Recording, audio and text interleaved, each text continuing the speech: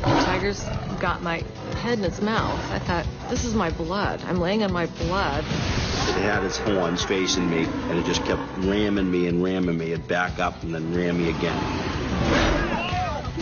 His hand is bleeding, pouring the blood. I couldn't believe what was happening to us. It's everyone's worst nightmare, being eaten alive by a wild animal. In this episode, 3 remarkable stories of caged animals that break free and become killers on the loose. What's it like when you become human prey? There it is.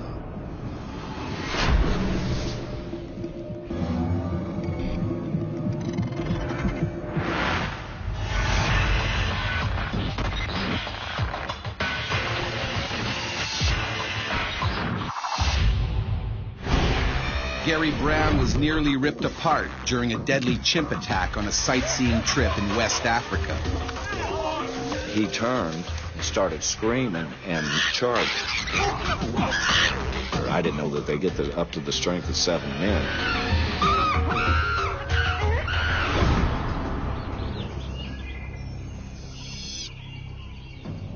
On the west coast of Africa, deep in the Sierra Leone rainforest, a large captive colony of chimpanzees lives peacefully on the 100-acre Takugama chimpanzee sanctuary. Bruno, a 200-pound alpha male, is the colony's leader. An alpha male is the term used to describe the highest-ranking male chimpanzee. The alpha male is the chimpanzee who can win a fight with the other males. In the wild, Bruno would rule a territory at least 50 times the size of the Takugama sanctuary.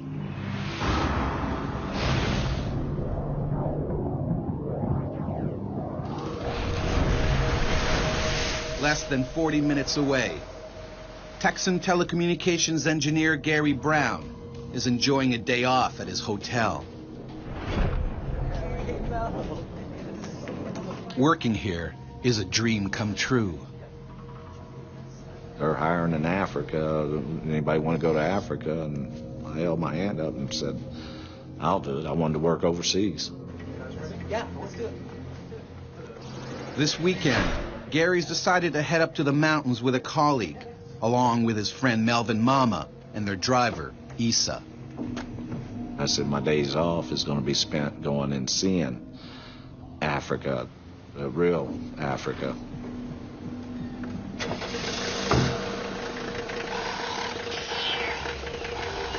Issa drives them deep in the rainforest towards the Takugama chimp sanctuary.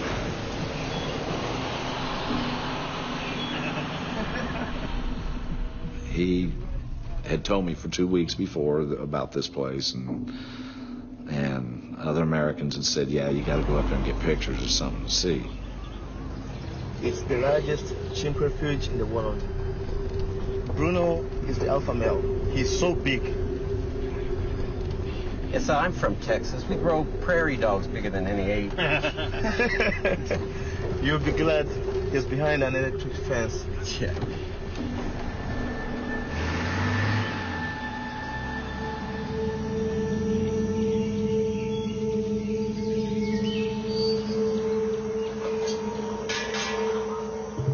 At the Takugama sanctuary, Bruno keeps a close eye on his keepers.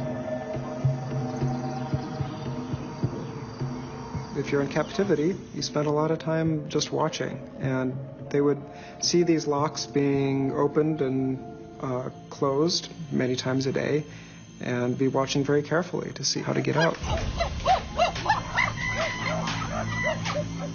The chimpanzees presumably took a rock and banged it against the lock. The chimps in this part of the world know how to use rocks. Very few other animals do that. Chimpanzees and humans are really the tool-making and tool-using masters. No one knows for sure how it happened, but it's a breakout. Bruno and 30 other chimps escaped their enclosure and head for the sanctuary's perimeter fence and the jungle beyond. This is really the first taste of freedom that this chimpanzee has had.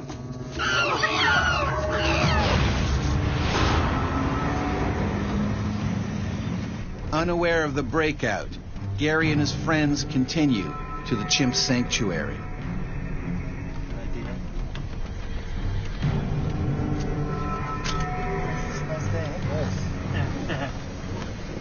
You just look up in the mountains and you're just mesmerized. The trees, the size of the trees, the canopy. Bruno rips through the dense jungle. This is his territory now. He was exploring his world, seeing what world outside the sanctuary was like, and is probably afraid. Like the other chimps at the sanctuary, Bruno was brought here as an orphan. His mother was killed in the controversial bushmeat trade. In Sierra Leone, like much of the rest of Africa, people eat chimpanzees and other primates for food. They would have seen their mother and probably other members of their community shot and killed when they were young. The chimpanzees would have that experience. They would remember strangers coming. They would remember the gunfire. And it's probably a reasonable assumption on the chimpanzee's part that a strange human being is a dangerous creature. Bruno hears an approaching car. The chimp immediately sizes up the situation.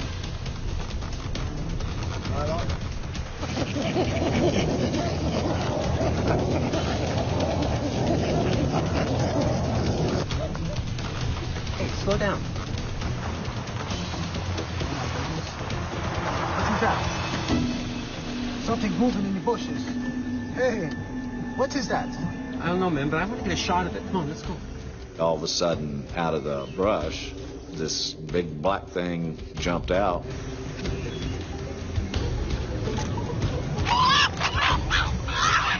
First thing I thought was, cool, you know, I'm seeing something in the wild.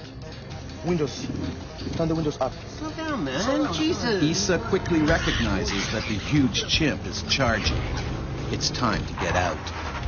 Issa, he just threw the car in reverse and just took off backwards. But fleeing only makes things worse.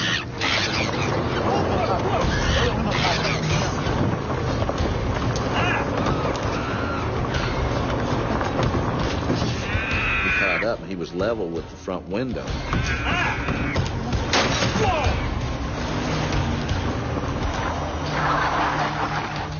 Bruno seems to have disappeared. And all of a sudden it was just like an explosion.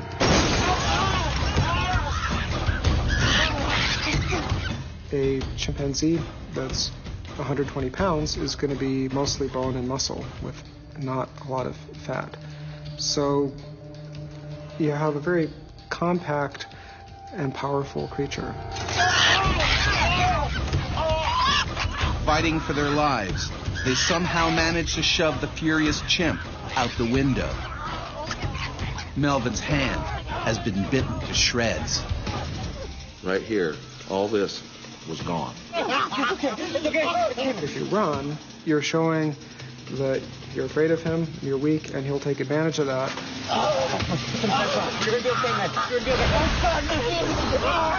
Basically what they're doing is they're doing damage to whatever they can get a hold of and whatever is exposed to them.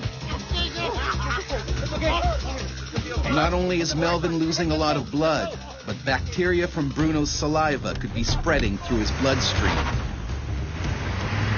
With 2-inch fangs and jaw muscles 3 times denser than in humans, a chimp's bite can be deadly.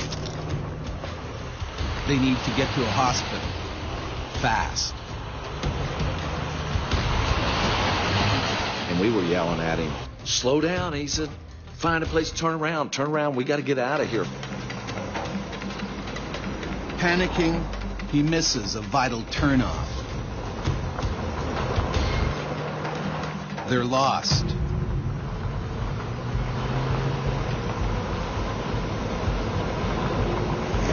Terrified, they hit a dead end. There was a gate that stood probably 10 to 12 feet tall. With their savage attacker hot on their trail. I couldn't believe what was happening to us. They only have one option.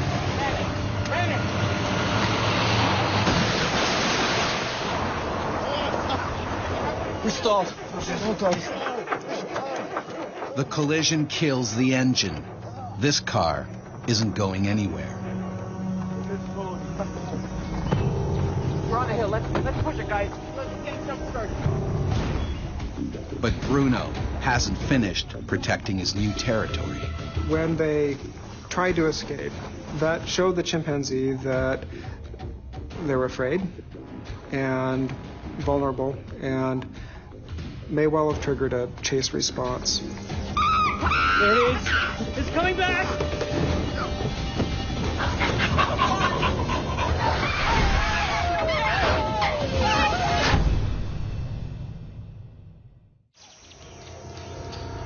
In the Sierra Leone rainforest, American Gary Brown and his party have been attacked by an enormous chimp.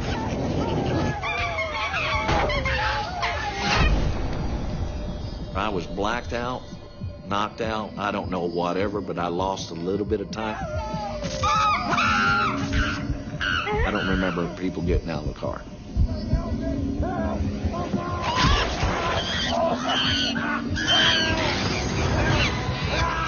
Horrified, he spots Melvin on the ground. Bruno is chewing him apart. The chimp takes Melvin's foot in his mouth and bites down. Gary's adrenaline kicks in.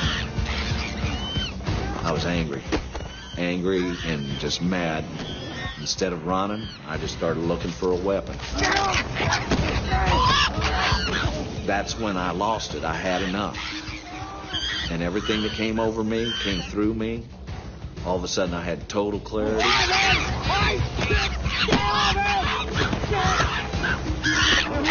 When the chimpanzee saw Gary standing his ground, he would have seen an opponent who was not afraid, an opponent who was angry, and an opponent who could really inflict some damage of his own. I had the tree turned up and was ramming him. And he was trying to get up, and I kept ramming him on the ground. It was a very powerful and hurtful blow, and that was absolutely the right thing to do because it convinced the chimp that if it kept up this attack, it was going to get hurt. Suddenly, Bruno bolts off. The fight was over with him because he kept his back to me. And what I seen when we attacked each other, eye contact, facial expressions, that was totally gone on him now. Melvin is badly wounded. His foot is completely mangled. He's bleeding to death. And he goes, I'm going to die here. And I told him, I said, no, you die here, I die here with you. I'm not leaving you. He's my friend, you know.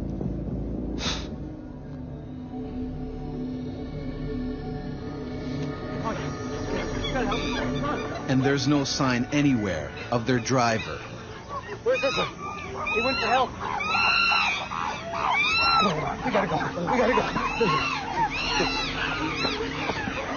I could hear chimpanzees everywhere. We were totally surrounded. We took off down the mountain. These chimps never jumped out. They stayed in the jungle.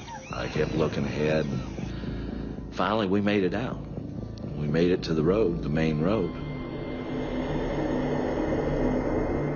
More than an hour later, a passing truck picks them up and takes them to a nearby hospital. Later that day, Gary learns that Issa was mauled to death by the other runaway chimps. Doctors are unable to save Melvin's foot and 3 of his fingers. There ain't 5 minutes don't go by I don't see it.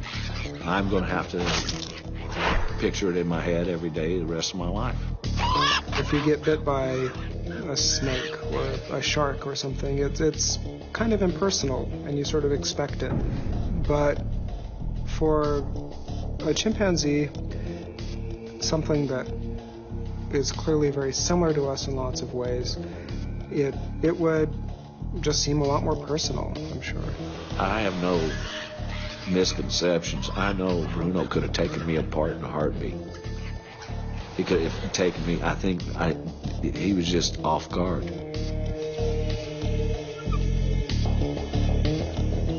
Of the 31 chimpanzees that escaped the sanctuary, 27 were recaptured or returned on their own. 4, including Bruno, are still on the loose.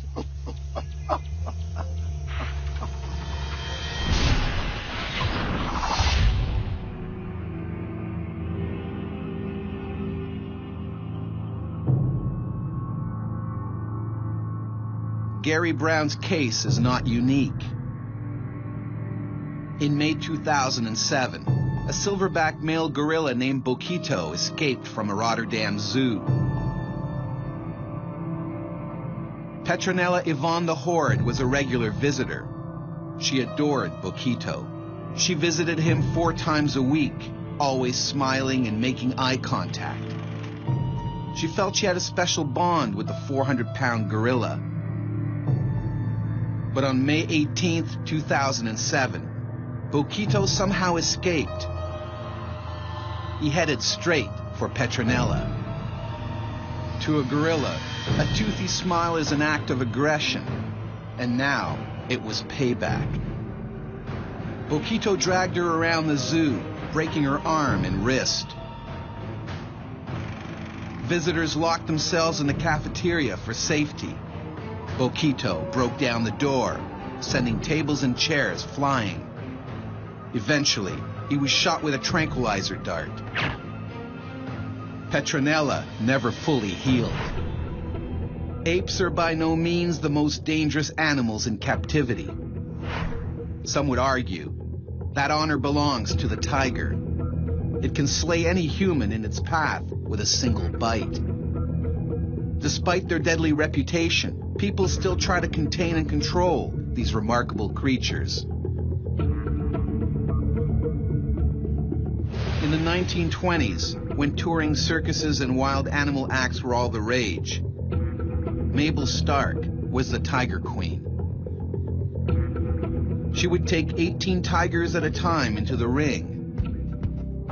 But not even the Tiger Queen could conquer the basic instincts of a hardwired killer. She was attacked 18 times. The worst took place in 1928 at a show in Bangor, Maine.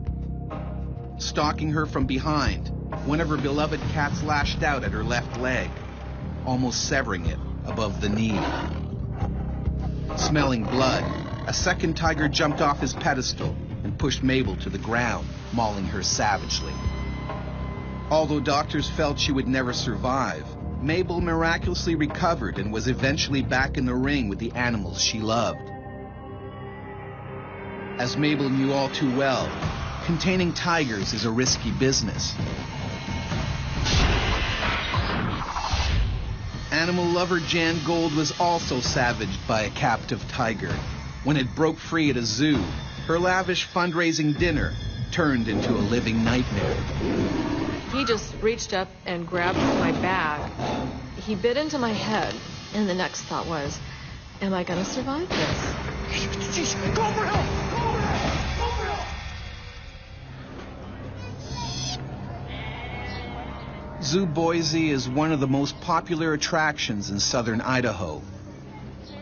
The stars here are brothers Taiga and Tundra, a newly arrived pair of 2-year-old, 600-pound Siberian tigers. Also known as Amur tigers, they are at the zoo to provide an important gene pool to help ensure the survival of the species. Tigers are highly endangered. There are now more of them living in captivity than in the wild. But keeping one of the world's most deadly hunters behind bars comes with big risks. There have been at least 45 deaths by tigers in captivity of humans over the last 10 years. And there have been 115 injuries serious enough to make the media.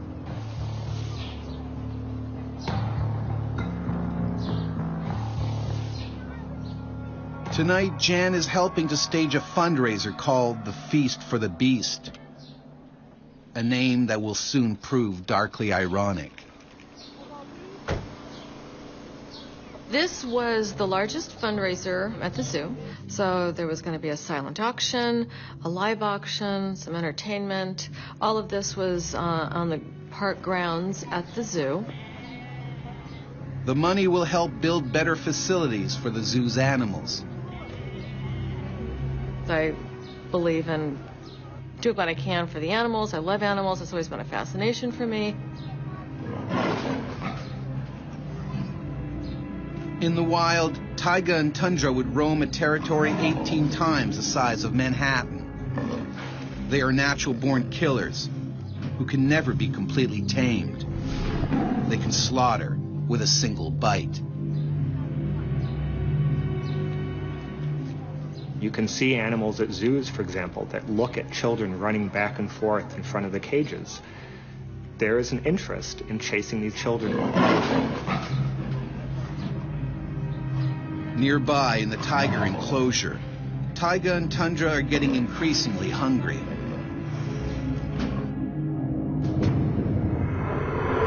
In the wild, they would learn to kill and eat large prey, even bears.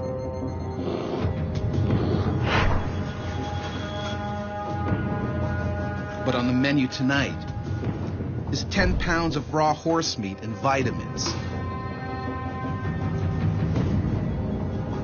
While the tiger's meal is being prepared, Jan takes care of last-minute details. I had to run some errands and pick some items up for the auction that was going to take place that evening, and it was just kind of setting things up. Around the zoo, workers are finishing off their chores. One of the tiger cages is accidentally left unlocked, but no one notices. Hello, everyone. Alice, it's wonderful to see you. You enjoying yourself? Excellent. Well, the barbecue should almost be ready, and then it'll be over for you. Excellent. Nightfall, and the zoo's social event of the year is underway. It's a good turnout. Dinner was kind of buffet style, and then sitting under a tent, and there was a little bit of entertainment, and then we went on to the live auction.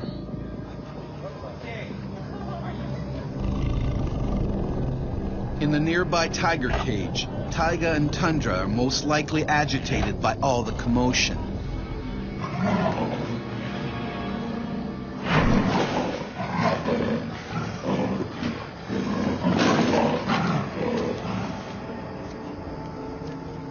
Unlike the tigers, Jan and the others at the party have already been well fed. And now, it's time to stretch their legs. I got up with some friends, and we just decided to walk around. And we saw the manager walk by. Hello, ladies. Hey, how are you? You want to feed the boys? Oh, yeah, that'd be great. Well, that meant he was feeding the tigers. Oh, that'd be great. I'm just going to phone ahead. You guys keep going. Yeah, Steve? We weren't the only ones invited. There were other people, too. Mostly board members and family of the board members or friends. Jan and her guests are excited. They can't wait to see the big cats feed. Here we go. As I walked down the hall, there was 3 cages on my right. Jan spots something strange. The last cage, the gate was wide open, and we noticed that. And we just kind of, well, obviously they must know it's open. And we talked about it, thinking, well, maybe they are going to direct the tigers into the first 2 cages.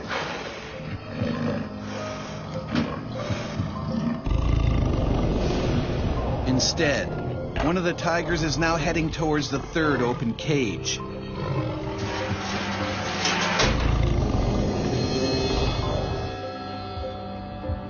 And face to face with Jan. All of a sudden there was a tiger in there.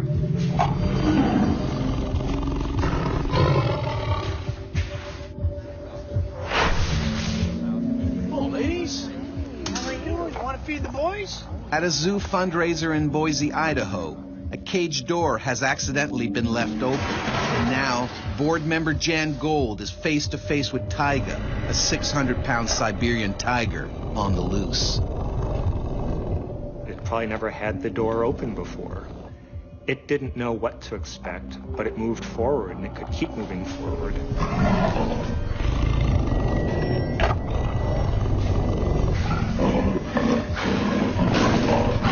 He is 600 pounds. I mean, his head was, into my hip area. That's how tall he was. The tiger was probably as surprised as Jan Gould was that they were face to face. And it didn't know what to do, but it did know there was an animal in front of it. At that point, my focus was seeing if I could get this gate shut and keep the tiger in there. But that's easier said than done. Taiga's still not sure how to react. He may not have even seen her as prey because he had never had any experience with live prey. She was just a moving object. But something deep inside said, this is what I'm supposed to be doing. He's moving toward me. I mean, it's a force moving toward me. It was like a few conscious, slow steps because he wasn't stopping, and he was right there. Desperate, Jan tries to buy herself some time. I held my purse in front of him, trying to get him distracted. The only thing you can do in that situation is try to distract the tiger. And those who survive often survive because the tiger is distracted. People throw stones or sticks. And that's when I realized the people were leaving. I saw a couple people with terrified looks on their faces because he wasn't stopping.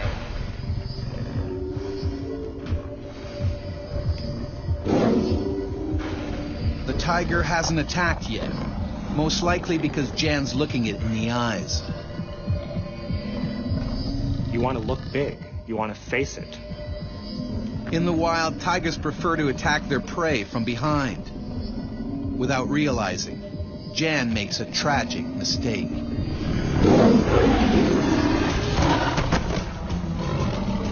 I was down, and it was very surreal. When she turned around, she provided the framework for the tiger to see, aha, this is prey. And it was at that point that 10 million years of evolution kicked in and it tried to be a tiger. I mean, he just reached up and grabbed my back and just brought me down. When a tiger is attacking a wild animal, it will grab it by the neck and try and drag it down and break the animal's neck and crush the trachea until it can't breathe anymore, and then it often drags it off to feed. I can feel his chest over my back. He bit into my head, and the next thought was, am I going to survive this?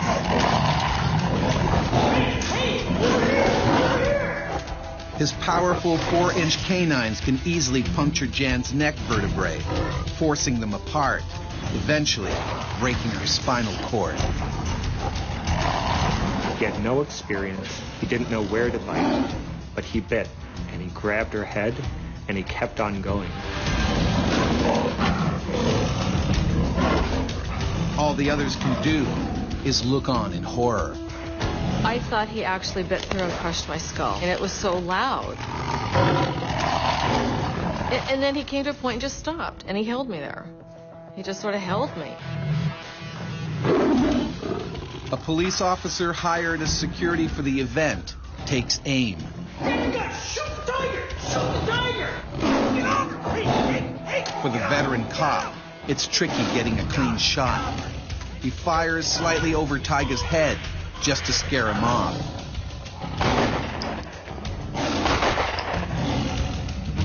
startled, Tiger retreats to his cage and is finally locked up. The bullets was enough to surprise the tiger to move back. It had never experienced something like this. Unfortunately, in the shootout, a bullet has accidentally struck Jan in the hip, shattering the top of her femur. I'm laying on the ground, and I can't move from the waist down, or I can't feel anything. Jan is rushed to the hospital. Her injuries are horrific. They didn't know if I'd walk again. I had so many nerves that were damaged because that bullet, when it hit my bone, it exploded. And so I still have lots of shrapnel in there. My hip had to be rebuilt and a lot of nerves were severed. I've lost probably about a third of the nerve and muscle activity in my leg. It takes more than 2 years for Jan to get over the ordeal, and there aren't just the physical scars to deal with. There was a period of time where every time I closed my eyes, I'd be reliving it under a different scenario. That was one of the things I had to go through and recover from. The reason Jan Gold is alive today is the tiger was too young, too inexperienced. It didn't know how to deal a fatal blow. But at the end of the day, a tiger is a tiger, and it will not have lost its tigerness. For the last 8 years, Taiga and Tundra have continued to live in Zoo Boise, with no further incidents.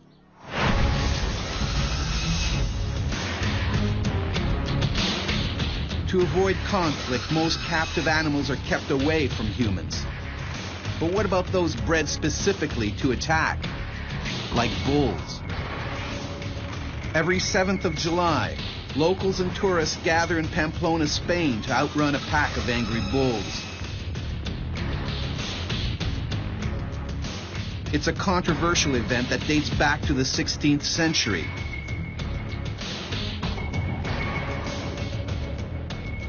As many as 300 participants are injured each year.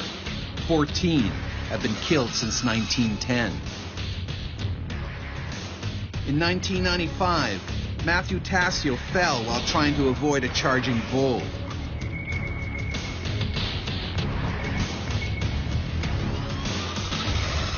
Just 22, Tassio became the first American to die on the streets of Pamplona. Even matadors with years of training can never completely control a powerful bull. In 1947, top bullfighter Manuel Rodriguez Sanchez finally met his match. Going in for the kill, Sanchez was savagely gored, his femoral artery slashed by the animal's jagged horns. The man everyone thought could tame the brute force of a bull was pronounced dead hours later. Half a century later, police officer Kenneth Shaw also found out the hard way what it's like to try to stop a 1,400-pound runaway bull. And it was on top of me, slamming me into the ground, and I felt the pain go up to my chest. This thing ain't stopping.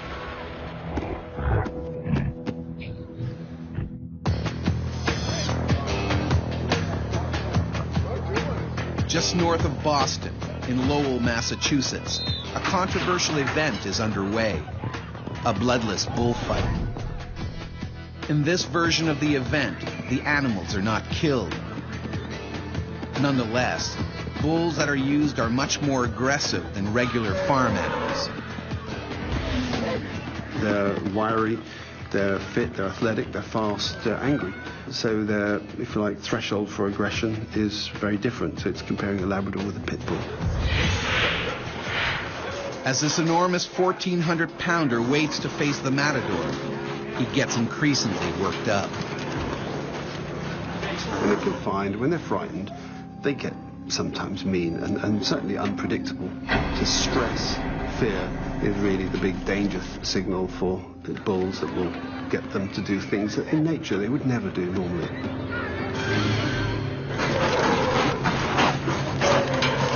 And for this bull, that means busting out of his trailer, one way or another.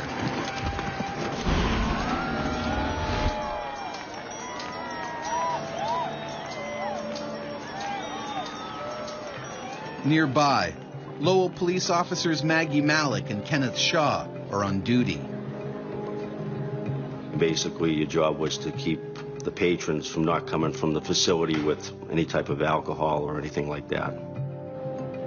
Gorgeous, hot, bright, sunny day. We had over 300 cars. We almost had to close the gates because we couldn't fit another car in. Maggie's main concern is that she doesn't have to watch any of the fight. I didn't want to see it because I don't agree with an animal to be antagonized and ridiculed, and I felt this was inhumane.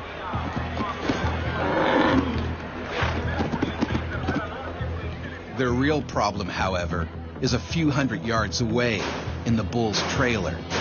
The noise is pushing the animal over the edge. There was a lot of alcohol flowing. There was a lot of banging around and noise and music, and that's pretty nasty cocktail for a bull, really. You have the makings of a bull that is going to be, if you like, out of his mind with anger.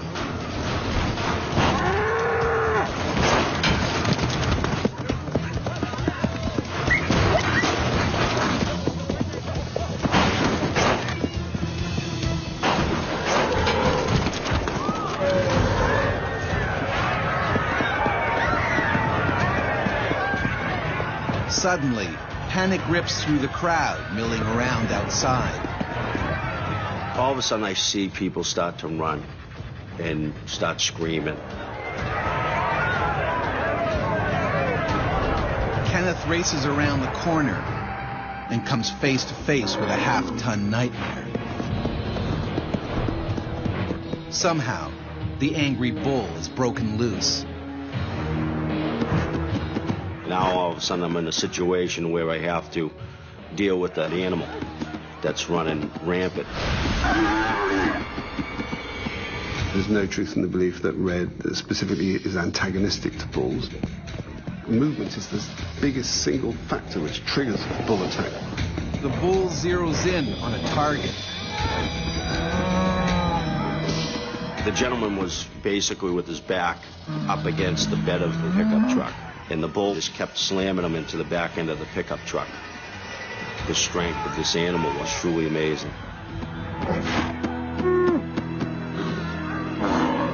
If Kenneth doesn't do something quick, the man will be crushed to a pulp. The diamond-like tip of the bull's horns can easily gore into soft tissues. I just started to basically make noises, waving my hands, trying to get its attention.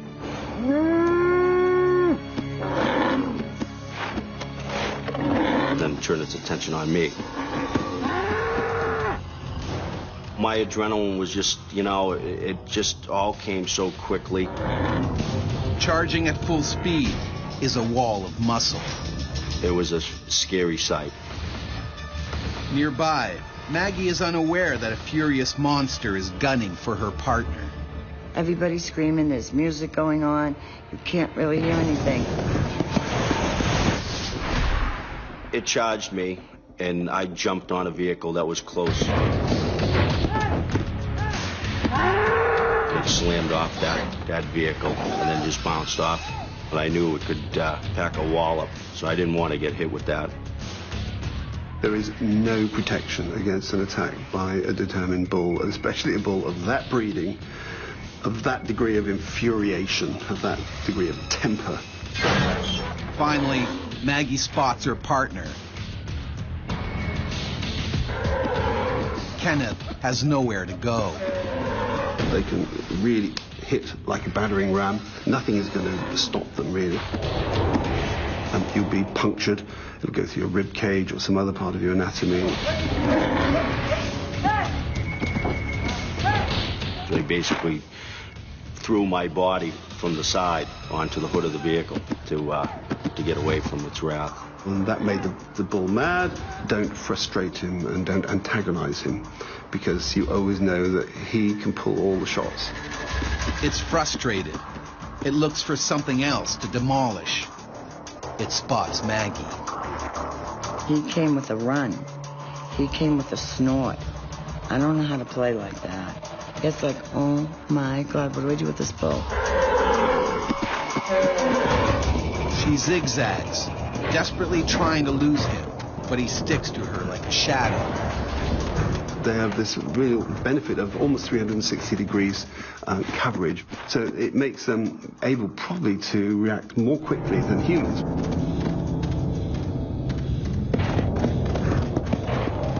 So if you stand still, the likelihood is that you won't be attacked. Golly, locked in on my eyes. And that put a chill down my spine. They do this burst of heavy breath out from the nostrils. And this is carrying a chemical message. I'm loaded with testosterone. I'm really the king guy around here, and you take me on at your peril. The bull loses interest in Maggie and rushes off the stadium grounds, still fuming. Trying to escape, he heads downtown. Oh my God! If the bull can't be stopped, hundreds of lives are now at risk.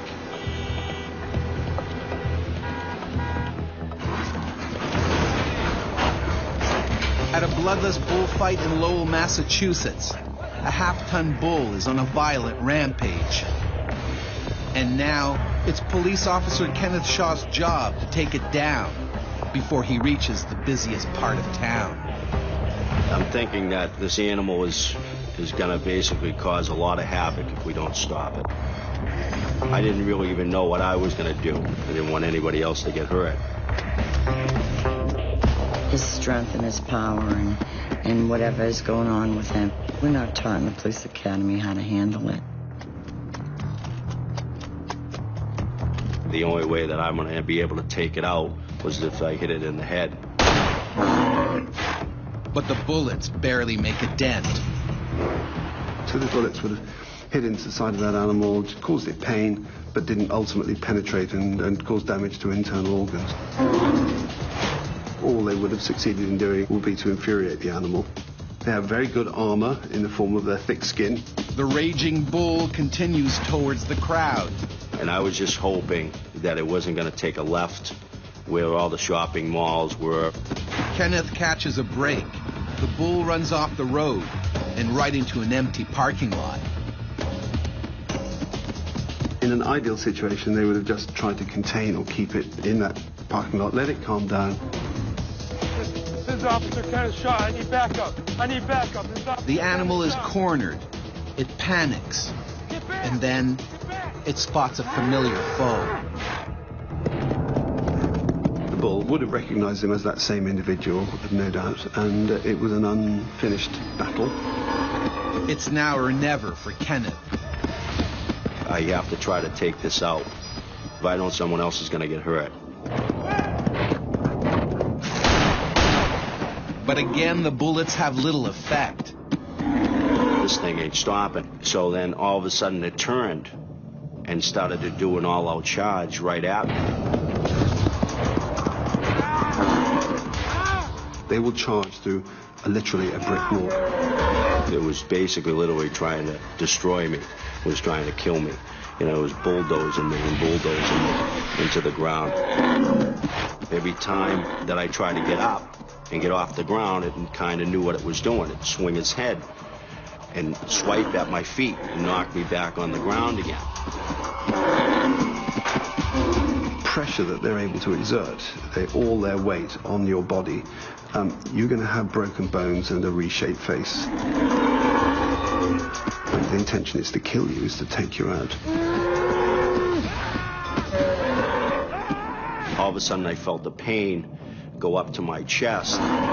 It was on top of me, basically slamming me into the ground with its head, with the horn slamming me constantly at my leg area. The incredibly solid neck and shoulder muscles of the bull don't bend or buckle on impact. It hits like a battering ram. Maggie tries to draw the bull away for the second time. Seeing Kenny's shattered uniform, seeing the blood on his skin, I at that point was not sure if he had gorged him in a major organ, and that takes you only seconds to bleed out.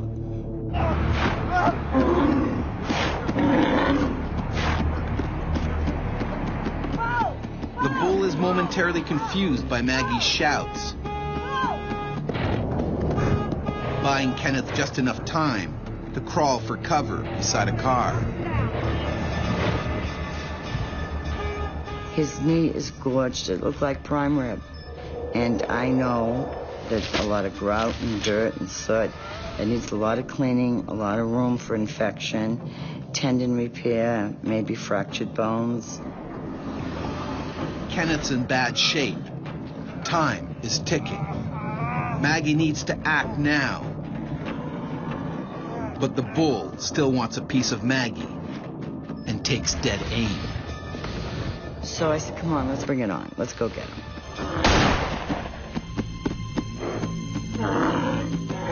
And I shot him right between the eyeballs and on the forehead. Which is actually the location that is used in slaughter, official slaughter of cattle. This time the shot stuns the half-ton bull. He staggers away to the other end of the lot. Meanwhile, it's not looking good for Kenneth. I looked down and I could see my bones running the back of my leg. You're gonna be fine.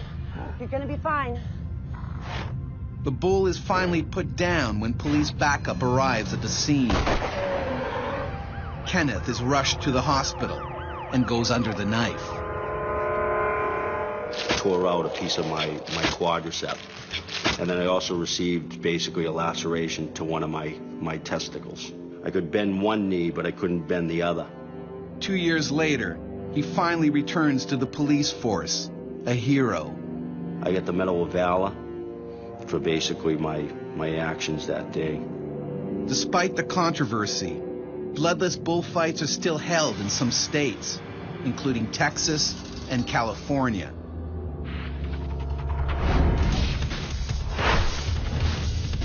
Preservation is the main argument for keeping dangerous animals behind bars. But there will always be the potential for escape. It's a wild animal, and you can't control it. They will never be completely trained. And when they break free, we can become human prey. If we frustrate them, then they will attack us.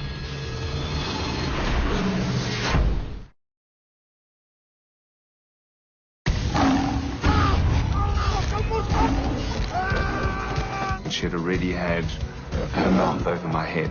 She would have killed me. She was looking for a death bite. They go through bone like you and I go through a candy bar. It's everyone's worst nightmare, being eaten alive by a wild animal. In this episode, 3 horrific stories of people who've been attacked by predators of the African savanna. What's it like to become human prey?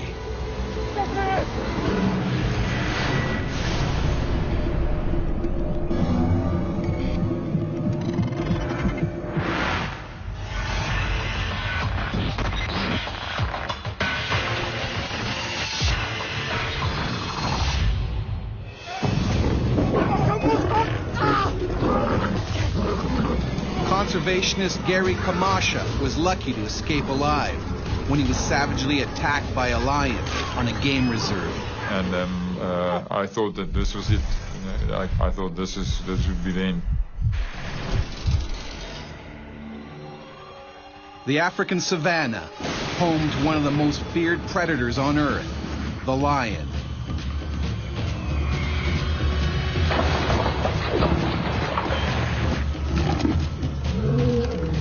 Thousands of people have met their end in the jaws of these killer cats.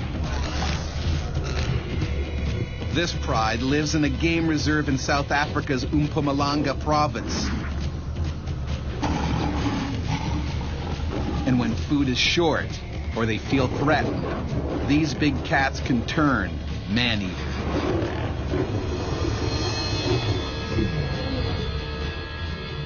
With lions around, no one can afford to be off guard.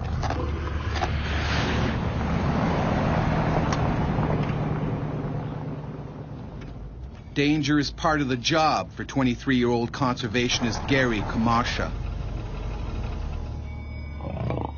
He manages the reserve's lions, and today he has a problem. A lioness is wounded, and she's pregnant. This female, because she was injured and finding it difficult to keep up with the pride to feed and to compete for food around the carcasses and things like that, she was getting very hungry.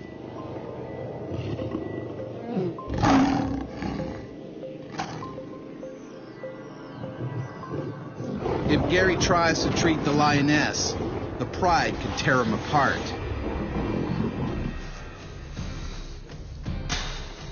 His plan? To isolate her in an enclosure by luring her in with bait.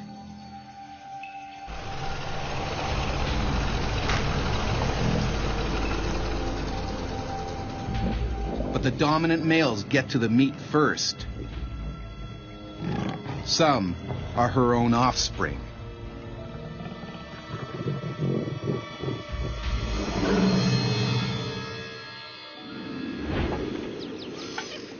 Here we go. Home style break. Days later, Gary is still waiting. He relaxes with friends and makes a dangerous mistake. 24.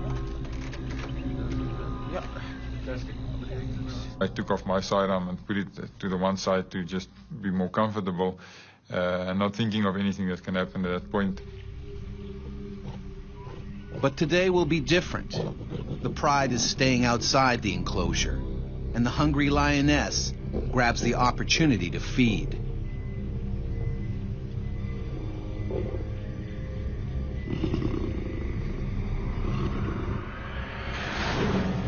She's in the enclosure. Gary is delighted she's finally taken the bait. I'll be back in a couple of minutes. I just want to close the gate. Now he can treat her injury. 5 minutes. Come, let's go.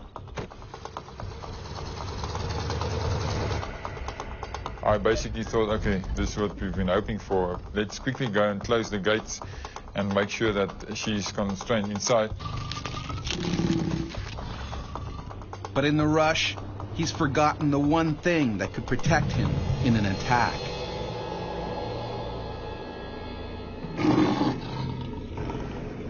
A 150 feet from the enclosure gates, they see the pride.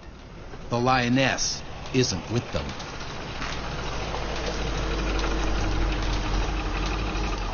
There she is, behind that bush. Oh. Gary is relieved his plan is finally working. But something is wrong. She's not alone. One of the pride's aggressive young males is inside the enclosure and will attack if threatened. This male was always been a bit edgy and agitated, barking at you and coughing, the typical attack bark if you get too close to him. Getting the young lion out is dangerous, but without treatment, the lioness could die of gangrene.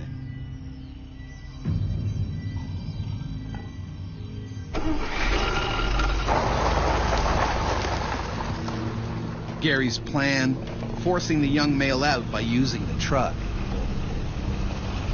So we went into the gate and I tried to get the vehicle between the male and this female and then push him out so that he could be running out. And once he would be outside, we could close the gates. But the young lion isn't easily intimidated. He's not leaving. I think what happened at that point, he was looking at the movement in the vehicle, so the vehicle and the people inside was posing a threat to him as well as myself. And instead of him running for the gate, he was just seeing himself being crowded by this whole scenario. I was worried that he might start getting agitated, running up and down, psyching up the female as well, the rest of the pride. Forcing him out with the truck hasn't worked. All Gary can do now is try to flush the lion out himself. Just gonna have to go in there and chase him out.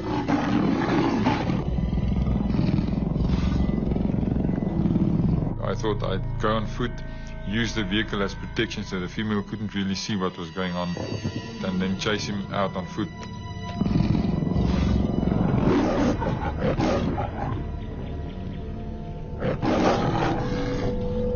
It's a risky move, especially as Gary still hasn't realized he's forgotten his gun.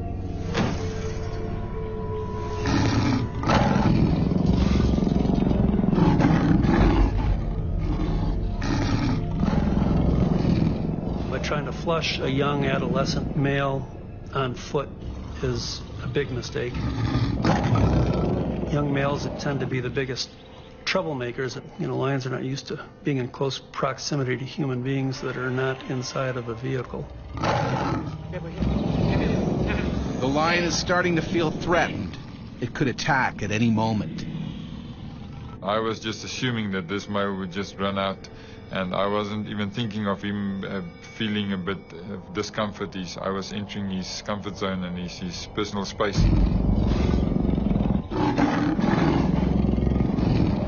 He was essentially cornered because he was in a fenced-in area, so that's the time when an animal will react out of fear.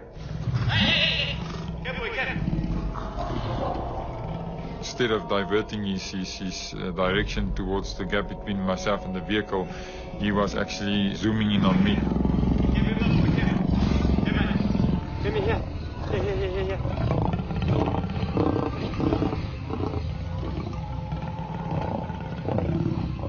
I realized he was coming for me now. I did think of that point my sidearm. This was the most stupid thing that I could have done. I don't know why I took it off. Gary tries frantically to get out of the lion's way, but it's too late. He was planning to go for my upper body. I moved back, he misjudged himself. I think that actually, to a certain extent, saved my life. The lion has missed Gary's head, but it locks its vice-like jaws around his leg. His friends, also unarmed, can only watch in horror. Gary has now become human prey.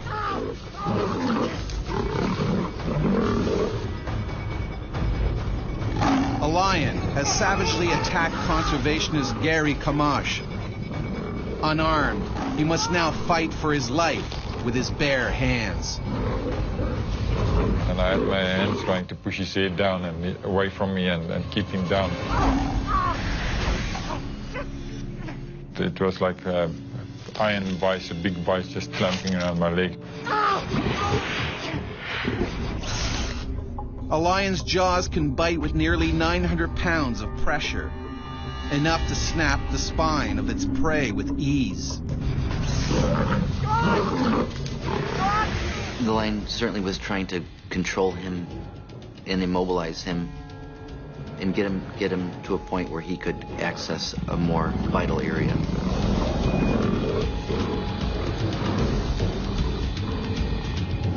Outside the enclosure, the pride can smell blood.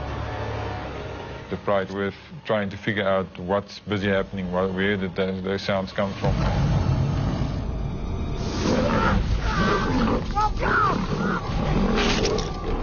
The pride is becoming restless.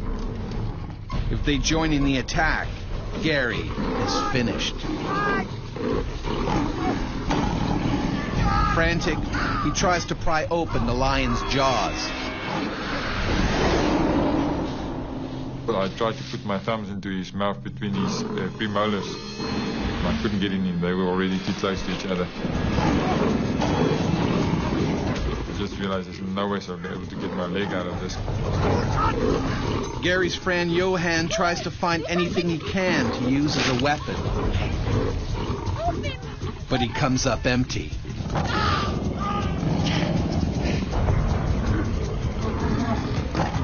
The pride is getting agitated. They can sense a kill. Some lions are dedicated man-eaters, using humans as a regular part of their diet. The hunting instinct kicks in. The attack is on. The rest of the pride was already coming in, and I shouted to my friend, keep the rest of the pride away, keep the rest of the pride away. And knowing that if they would come in, it would have been the end. Keep the freaking pride away! I thought that this was it, with the rest of the pride coming in to assist. I thought this would be the end. I wouldn't be able to fend off the rest of the group, so I was shouting at him, and he jumped out of the vehicle and started throwing pieces of branches and rocks.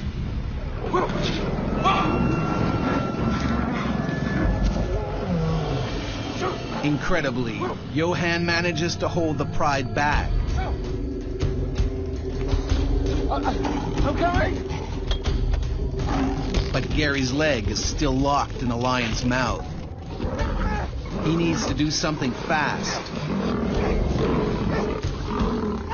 Desperate, Gary attacks the lion's only weak spot, its eyes. I could just feel when I pressed my thumb into his eye that he was blinking and trying to get out. That was hurting him. The nose and the eyes are very vulnerable. That's the part of them that they have to, at all costs, protect. But the lion won't let go. It fights back with razor-sharp claws. Or not only did they shred your flesh like a hot knife through butter, but the infections caused by those claws are also very septic and can lead to rapid infection and death. A lion's claws carry deadly bacteria that can cause tumors, inflammation of the heart, and kidney failure. I still remember the sound of ripping flesh. And I could see the skin stretching, and then could feel the skin ripping. Time is running out. Don't keep them back any longer! Go! Johan has nothing else to throw at the lions. If the pride attacks, Gary is unlikely to escape alive.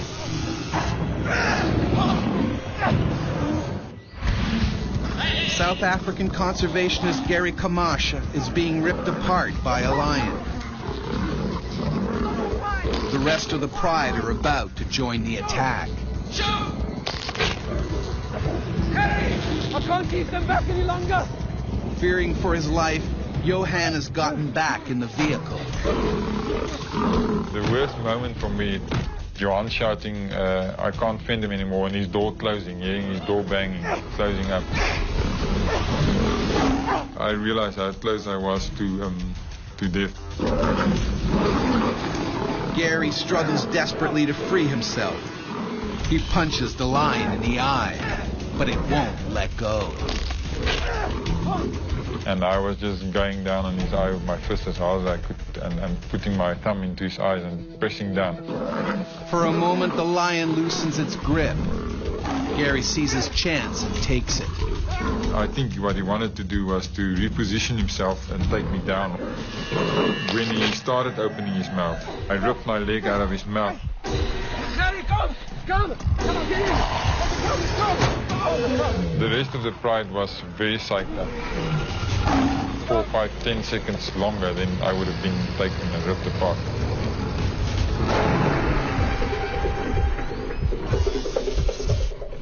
Adrenaline is coursing through Gary's body. numbing his pain. We need to have it checked out by a professional, okay? Only when he's safely away does he realize the severity of his wounds. Okay. When I looked down, I saw the piece of flesh hanging out the back of my leg. He ripped some of my tendons out of my arm as well, and I didn't even pick up that I couldn't use my left hand properly. Let's pull over. I'll drive, okay? Okay. Just pull over. Okay. Pull over. It takes half an hour to get to the nearest hospital.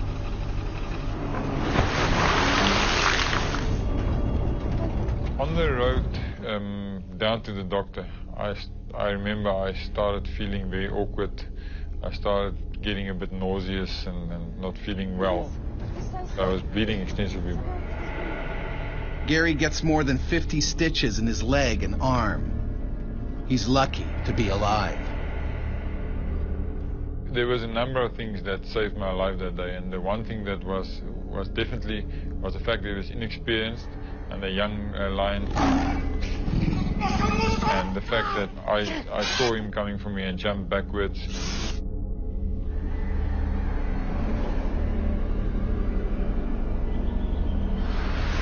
Just a few weeks later, Gary returns to work on the game reserve. In the meantime, the lioness's wounds has healed naturally, and she's given birth to a healthy litter. Gary's close brush with death has made him realize that on the savannah, you can never drop your guard. I think what it did cause me to be way more cautious than I was at that point, because I can remember I was getting more and more complacent with these animals.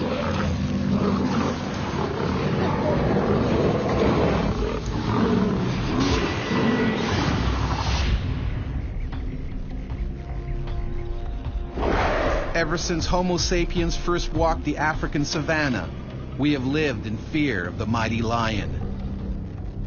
These superb predators have ruled their territory for over 1 million years. Unarmed, humans stand little chance. Even today, more than 100 people every year are killed by lions. Humans have always been on the menu of lions throughout history, throughout our coevolution with them. But lions are not the only man-eaters here. The hyena is just as deadly. It can eat every part of its victim, even the bones.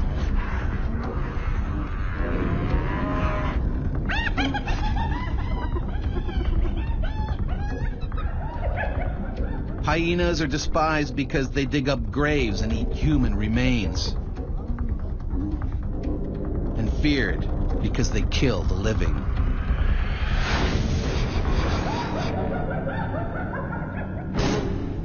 In the 1950s, hyenas terrorized a village in Malawi.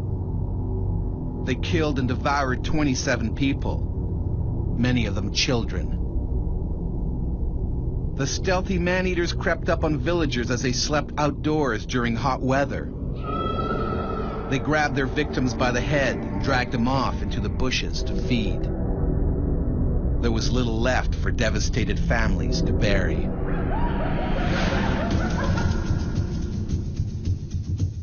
Hyenas are fearless predators.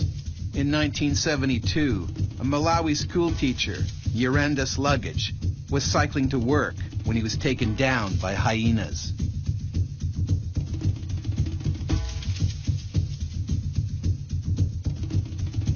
He knew there'd be nothing left of him if they dragged him away. He fought as hard as he could, screaming for help. By the time villagers rescued him, he was barely alive. People forget how deadly hyenas can be. Danny Telblanche wasn't scared of them until one tried to eat him alive. And I thought, I'm going to die now.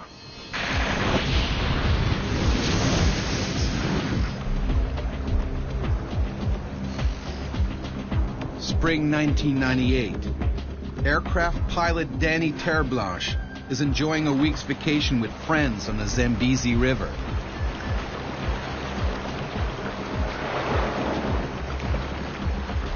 Every year, the group heads off into the wilderness for a taste of adventure. All the time there's exciting moments because there's a lot of hippo. There's crocodiles, lions, and of course, hyenas.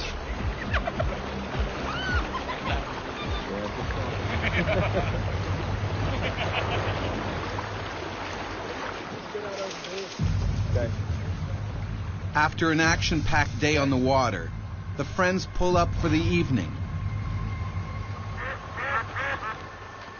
A ground crew has set up camp and cooked a hearty meal.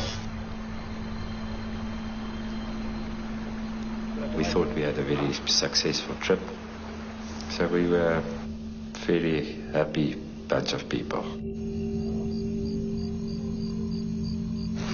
Great 6 days.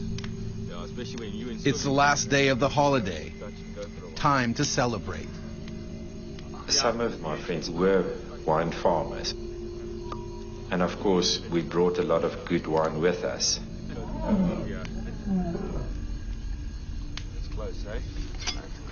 We had lions every night. We knew there was quite a lot of lions, but nobody had a gun. Are you sure you're still going to sleep out here tonight? Yeah, man. Predators are nearby, but Danny won't sleep in a tent. A big mistake.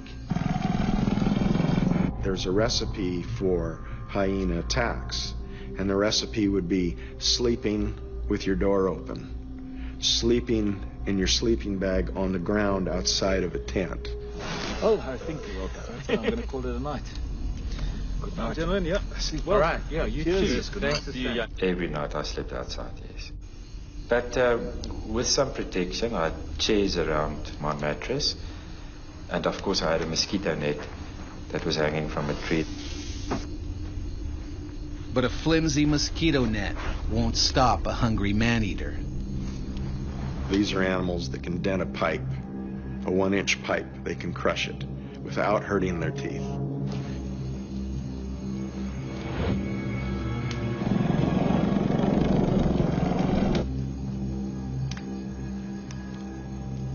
At night, the hyena has a huge advantage. It can see in the dark. Hyenas, like all nocturnal hunters, have incredible ability to see and smell at night. Night vision is excellent.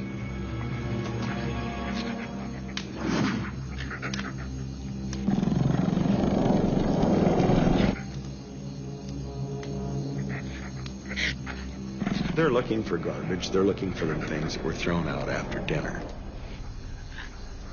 And they come onto something like a person laying there sleeping. That's a carcass to a hyena. You are a large meal for them. They're not going to check your pulse before they go ahead and grab you.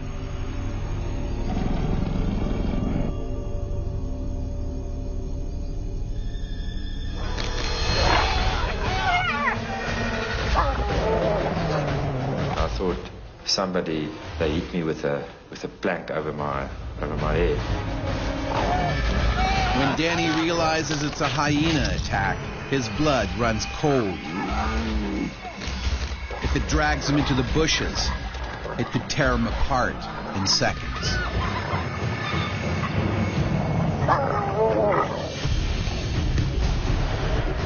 Danny Terreblanche is on a kayaking holiday on the Zambezi River when he is attacked by a hyena.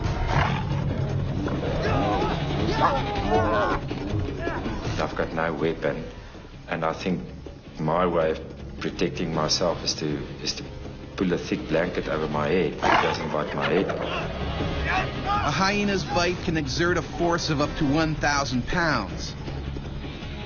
They have particularly large teeth, premolars to crush bones, and carnassials at the back of the mouth, which slice up meat like scissors. They have the strongest bite of any predator on Earth. Stronger than a lion, stronger than a bear. They go through bone like you and I go through a candy bar.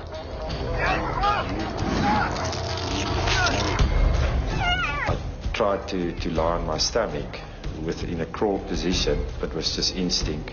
Then it grabbed me by the neck and it dragged me. A few feet further into the bushes, and he could be ripped to pieces by the hungry hyena. He will proceed to drag you off and start eating you. That's what would happen.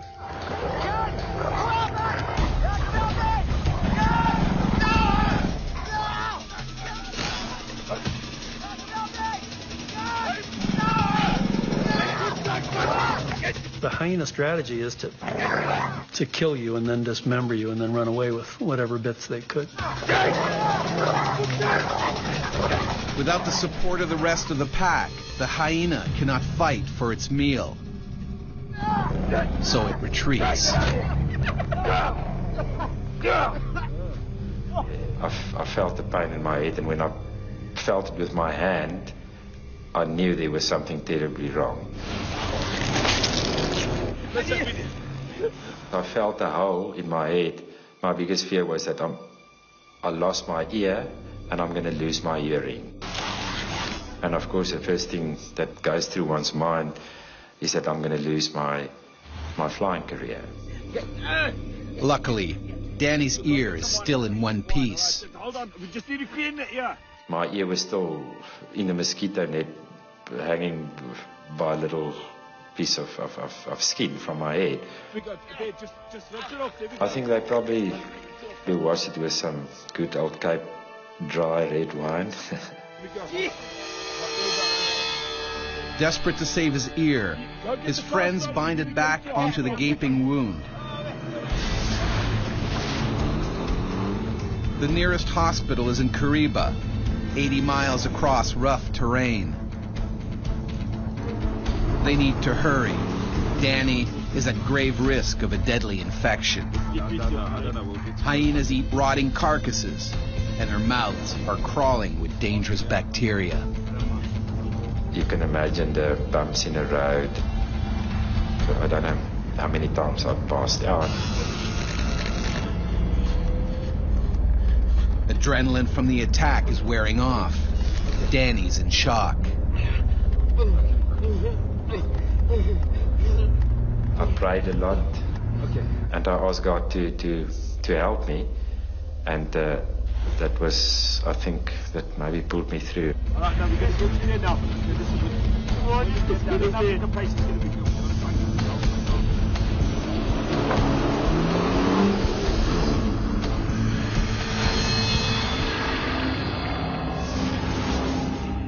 It takes them nearly 9 hours to reach Kariba. The town only has a small basic hospital. The doctor does what she can to save Danny's ear. She had to stitch it back onto my head, but there was no anesthetics. My friends had to hold me on the table while she did the job. That was very, very painful.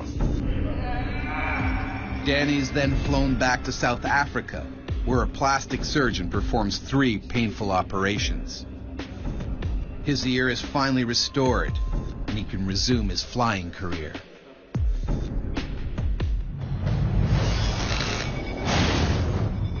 As Danny discovered, on the savannah, Homo sapiens can become just another link in the food chain.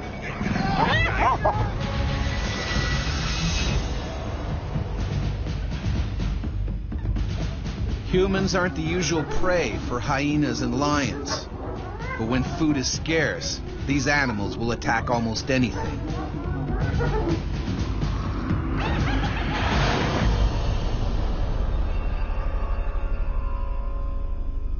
In 1898, when an epidemic meant other prey was in short supply, 2 hungry lions launched one of the worst series of attacks ever recorded. The man-eating pair are thought to have killed more than 100 railway workers in Kenya. The lions may have begun by scavenging graves. Then, with a taste for human flesh, they began a bloody rampage, that lasted 9 months.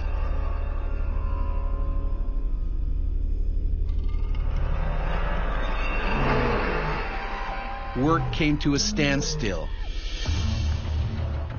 Night curfews were imposed. Workers hoped high fences and fires would keep them safe. But the lions still got in.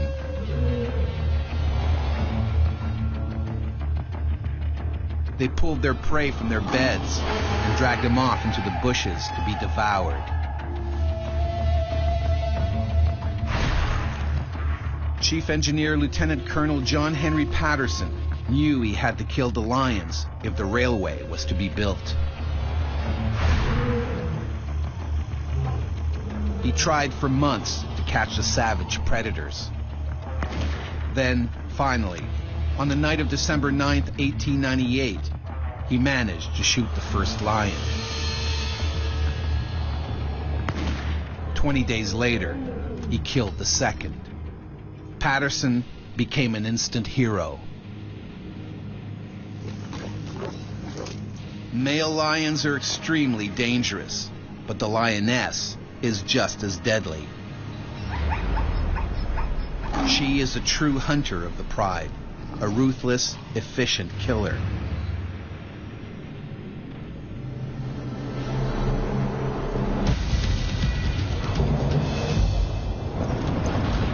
When Bruce Meekall had to hunt a rogue lioness, he soon found out why these predators have such a terrifying reputation. She had bitten down from the top of my head, and I was fighting for my life. Limpopo, South Africa. This lioness is a loner. She's old and hungry. Local villagers are terrified she might start preying on their cattle or on them. The lions are usually persecuted by people because they pose a threat. Usually that threat is to their livestock, to their goats or their cattle. Professional hunters are called in to put her down. Leading the team is conservationist Bruce Meekall. He's sad to have to kill such a magnificent animal. Doing the job humanely is his top priority. It's your responsibility to make sure that things are done properly and as ethically as possible. You got the rifle? Yeah. You know, make sure that the animal goes down, you know, in a clean sweep. We had been notified by one of the trackers where the lioness was, so we headed up in our vehicle to that area. There's quite a few things to take into consideration when hunting a lion. Wind direction, the vegetation around you, and obviously the fact that you've got to have a clear visual around you. You don't want to be in really dense bush where you can end up in a bad situation.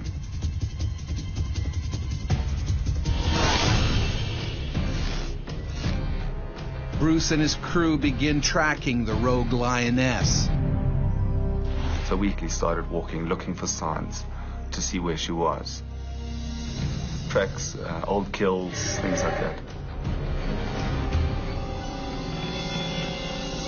But the lioness has probably already picked up the hunter's scent and keeps out of sight.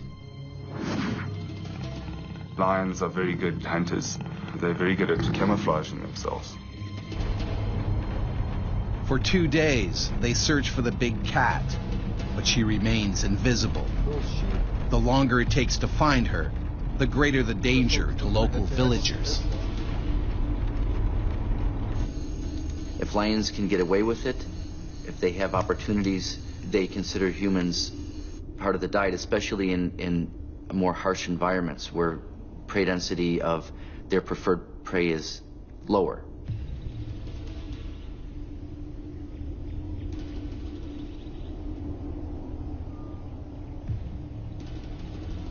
Finally, they work out which way the animal is heading. If they're quick, they just might catch her.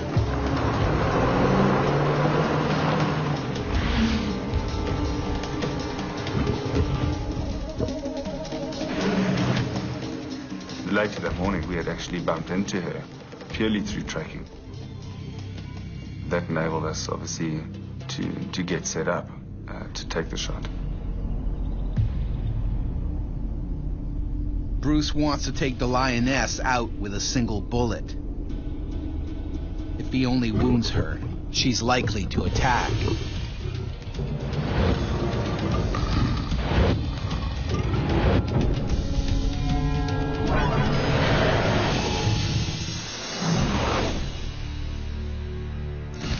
Bruce Meekall has been tracking a rogue Lioness for 2 days. He now needs to put her down with a single bullet.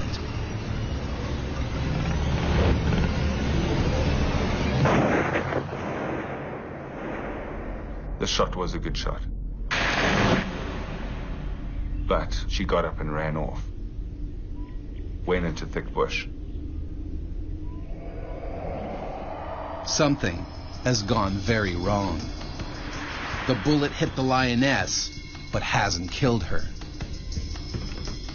If the bullet hadn't done what it was supposed to do, the bullet opens up and has a hard impact in order to make an instant kill.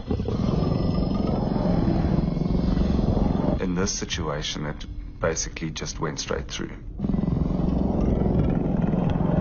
If you didn't kill them the first time, and you just wounded them and it wasn't in a vital area and they survived, you would never get a chance again to catch up with them. And if you did, it would be after they killed another dozen or more people. This is hard for Bruce. What should have been a swift, humane kill has resulted in an angry, injured animal.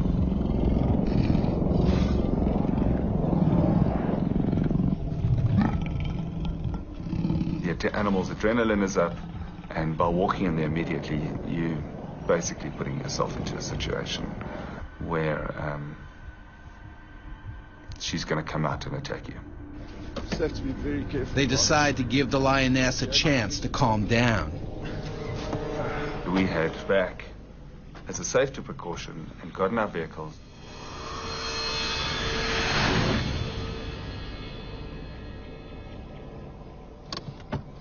Boys, let's go. An hour later, Bruce sets off again. He knows that he and his team are now vulnerable.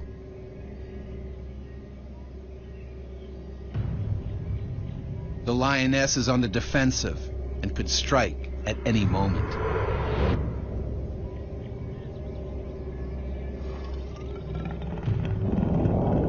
When a lion is badly injured, they'll retreat 2 or 3 times at the most before they'll turn and they'll attack, whether you have 100 people with you or whether it's 1 or 2 people. The Lioness has the hunters in her sights. She waits patiently for them to come closer. Her pursuers are now her prey.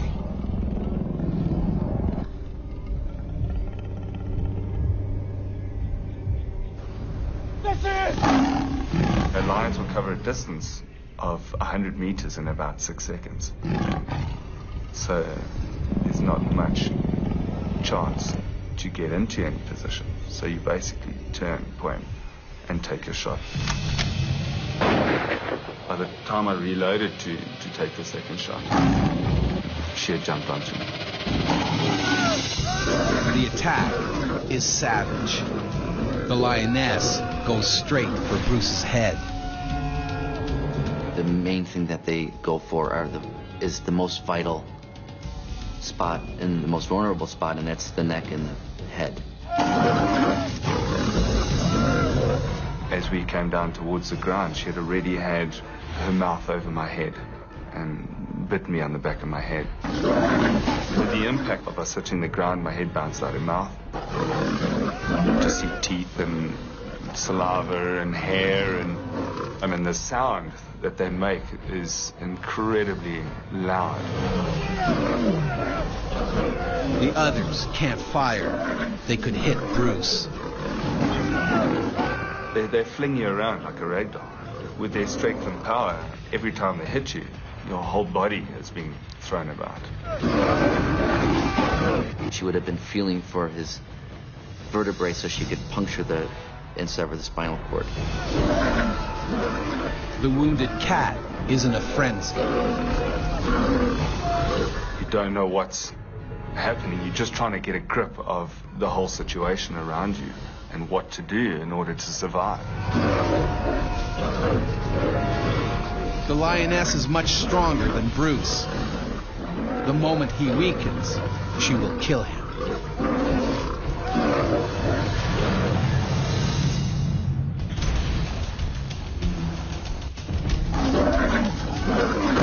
Bruce Meekall has been savagely attacked by a wounded lioness. His team can't shoot her because they might kill him. He's become human prey. Once they go into attack mode, they don't turn back. And then they're going to press that attack until either you're dead or they're dead. All you're thinking about is trying to survive. Trying to get yourself into a position of maybe having an inch of control. He must try to keep the lioness from moving long enough for his team to shoot her without hitting him. Bruce is an experienced hunter. He knows the lioness will try to gut him with her back claws. My natural instinct was to pick my legs up so she didn't disembowel me. And when she came for my face, that's when I stuck my arm in her mouth. Bruce has disabled 2 of her deadly weapons, her teeth and back claws. He hugs the lioness tight to immobilize her.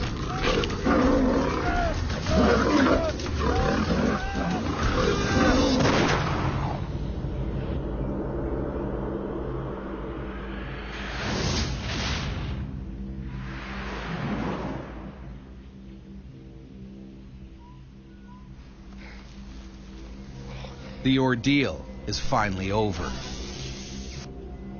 But even though she nearly killed him, Bruce can't help regretting that this superb creature had to be put down. In the instance when she had died, there is... being so close, there is definitely a feeling that goes through you of what's happened to you and what's happened to her.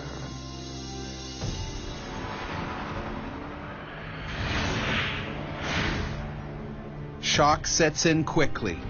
Bruce needs urgent medical attention. He has torn veins and over 40 lacerations. His injuries are life-threatening. A lion's saliva carries bacteria, which can cause terrible infection and internal bleeding. I spent 5.5 hours in surgery. I came out of hospital after 1.5 to 2 weeks. You know, then it's a long recovery, I think, from there, mentally and physically.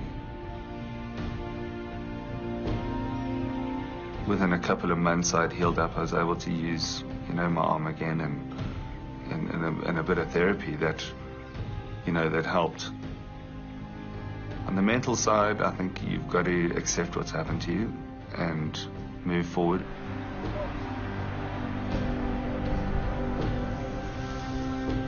There's very few first-hand accounts like that, because lions usually, when they attack like that, they usually kill their victim.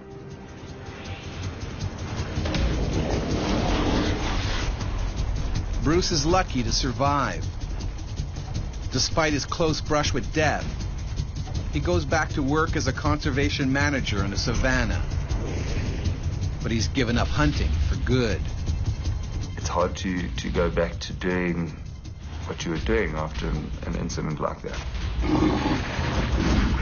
There's definitely a sense of respect and a sense of fear.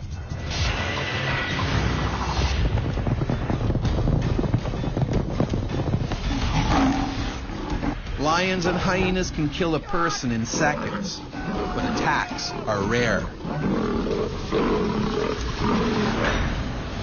Normally, these predators will avoid us. It's only when food is scarce or they feel threatened that they strike. And when they do, the results are devastating. I realized how close I was to death that day. I think it gave me a lot of more respect for life. It made me realizing that every moment, any moment could be your last moment. Surprisingly, many survivors don't blame the animals. I've got more respect for hyenas because it's an opportunistic killer. I have more respect for hyena, and I won't take a chance or give them a chance. My whole life I've worked in the conservation industry, and you work with dangerous game on a daily basis.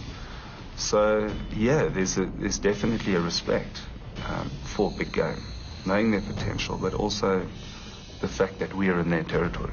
As we encroach ever further into their territory, there will still be times on the African savanna when we become human prey.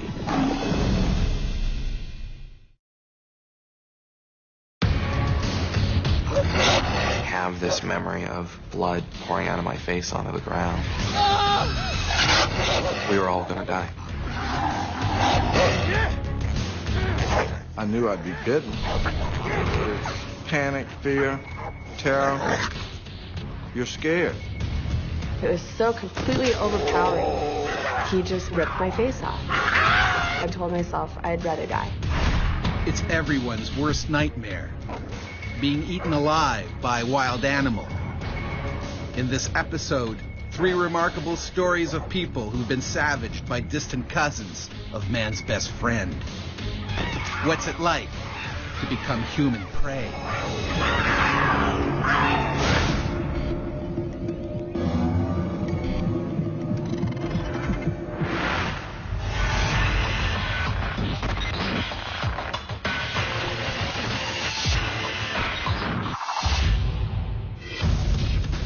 On a canoeing holiday in the Canadian wilderness, the Delventhal family was savagely attacked by a lone wolf. There was nothing we could do to stop a wolf that wanted to eat us. Algonquin Park, Ontario. A vast landscape of forests, lakes, and rivers. A popular destination for hikers and nature lovers. And home to predators, including the eastern wolf. The conventional wisdom in North America is that wolves are basically harmless. But it became crystal clear that there were circumstances under which the wolves would be dangerous. This adult wolf has been expelled from his pack.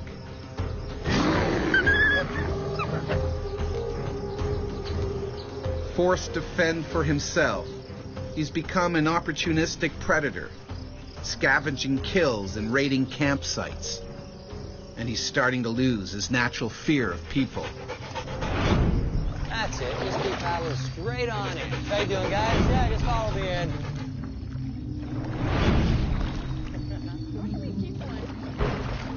The Delventhal family is near the end of a 9-day canoe trip, some of the park's most remote areas.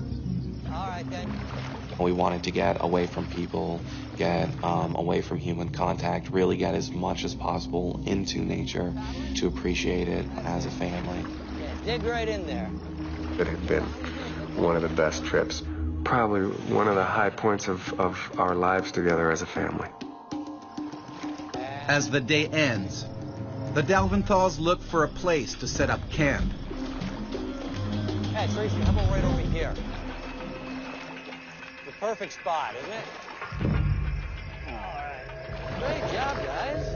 Well, they're unaware that something else has also picked this site. Get ourselves a camp set up, keep the fire going. The wolf gravitated to the campsite because that was a place where in the past it may have smelled food, experienced food. Although both parents just want to kick back and relax, their older boys have plans of their own. We wanted to go out on the water and see the sunset. And our parents had very strict rule that me and my brother Eli were not allowed out in the canoes without one of them in the canoe. So we needed to convince one of our parents to go out with us. What do you say, Mom? We're going to stay here and make dinner, and you boys go ahead. Tom and his 2 older sons set off in the canoe. He has no idea a hungry wolf may now be sizing up their little brother. About 80% of the attacks are aimed at children.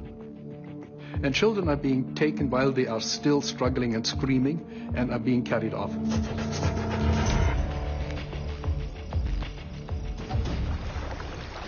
As Tom and his boys paddle further away from their campsite, they bump into other canoeists who tell them about an old Algonquin Park tradition. You ready? Let's do it. The wolf call. We sort of bunched all the canoes together and started howling, more or less in unison, doing our best to sound like wolves. When you howl, you let the pack know that you are another wolf and you're encroaching on its territory. The lone wolf closes in, possibly worried that rivals may attempt to steal his tempting evening meal.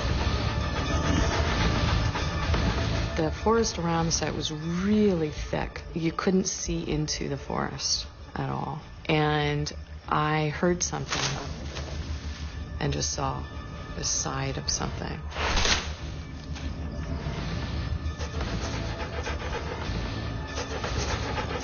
Oh, good timing, guys. It's just ready. Grab some balls. Tom arrives back with his older sons.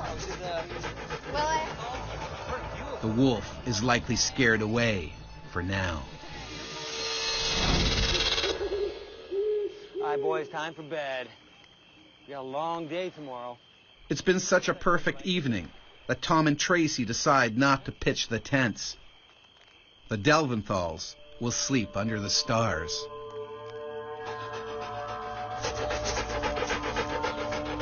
But sleeping outside makes the family vulnerable. My mom put Willem, who was only 3, in between me and Eli, who were considerably larger than him. Me, Willem, and Eli were down in our own little group. And I am going to sleep like a log.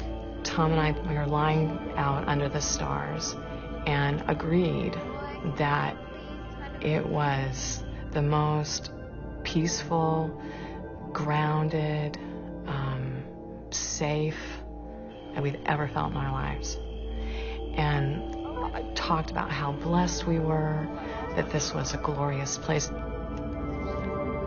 There is something quite wonderful about lying down and seeing the stars, but I was 12 and I was a little bit more scared of the world and scared of the dark.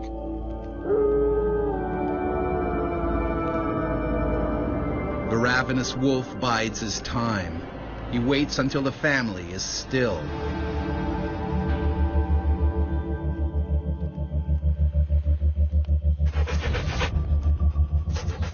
His sights are firmly set on the children.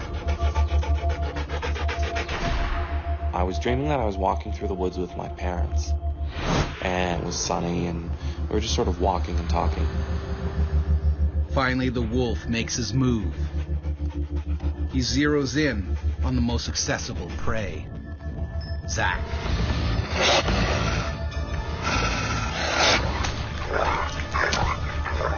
While I was dreaming, there was definitely a sensation of pressure on my face.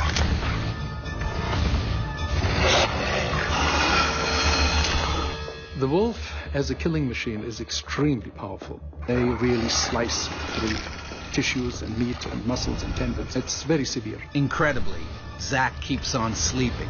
And it felt like I was being dragged. Felt like I was sort of strapped to the front of a jet. Everything started rushing by really, really quickly, and that was the point when I woke up.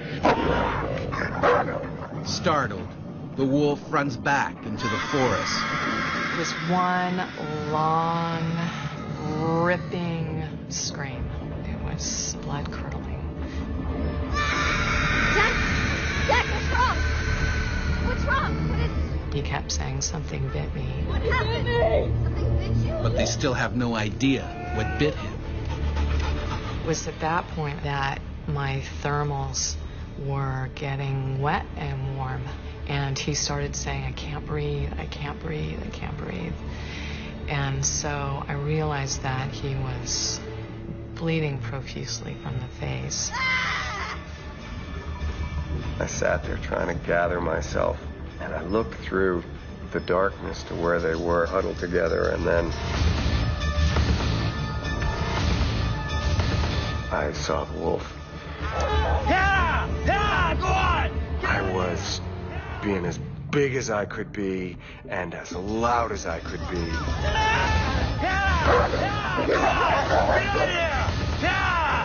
I had to get away from my wife and child. He ran right past us, and we could hear it running into the woods and whacking trees and bushes and stuff. And I was trying to hold Zach and figure out what was going on. The animal retreats. The wolf! And I immediately started panicking. Could kill the whole family. Hey, baby. I kept just pulling him down and whispering, you have to stay calm. We have to stay calm. We have to stay quiet. We have to know where it is. But with only a flashlight, the family has no idea where the wolf is hiding, whether it's vanished or simply biding its time. Wolves have a marvelous tapetum lucidum, which is the technical name for a membrane in the back of the eye which reflects light. And so wolves can see at night much better than we can. The wolf is probably watching the family's every move. He will choose the best moment to resume his attack. I thought we were all going to die. I thought that there was nothing we could do to stop a wolf that wanted to eat us. On a canoeing trip to Algonquin Park, Ontario, the Delventhal family has fought off a savage attack by a lone wolf. Go on! Go on! They're terrified it will strike again. The first thing I found was my paddle. It was the biggest of all of the paddles. And I went back to where he had disappeared and stood there for about half a minute till I was satisfied that he was gone. You all right? Let me see. Let me see.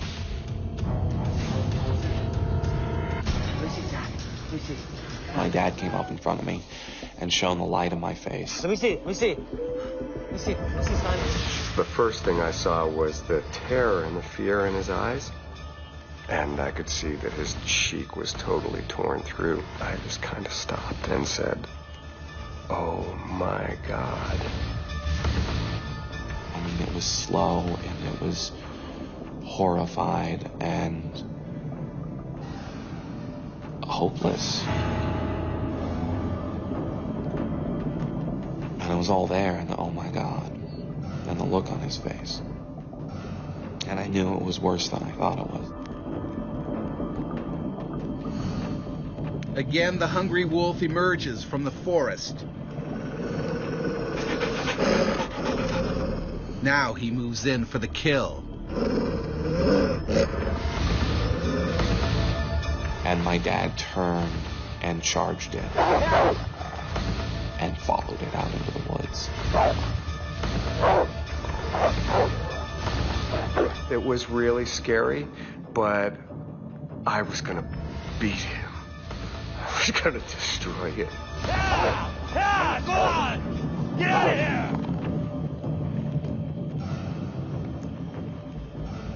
The trees wrapped around him, and he was gone. He disappeared. Tom, come on! I thought, if he doesn't come back, how am I going to protect these kids on my own? My immediate thought was that I wasn't going to see him again.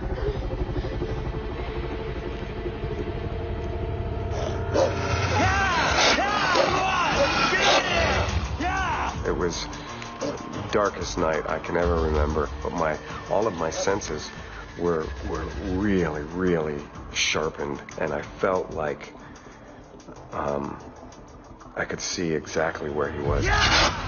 Armed with his makeshift weapon, Tom now has the upper hand. Wolves, in all their killing activities, have to respect one thing. They're basically hypochondriacs. Safety for them is paramount. Self-preservation wins over hunger. The animal retreats, for now. Seizing the moment, the Delventhals make their escape. Keep that right on there. That's it. See that? Yeah. Keep this on there. Hold that on there. That's it. All right, you gotta get out of here. Up we go. Here we go. Now here, let me talk to you.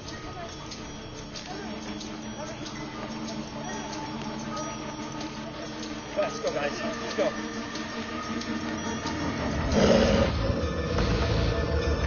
Hey, Will, Eli, you guys all right? Hey, let's go, baby. Let's go. Tracy, let's go. Zach, hold on. There was this moment of pushing off the site, and then I remember just going,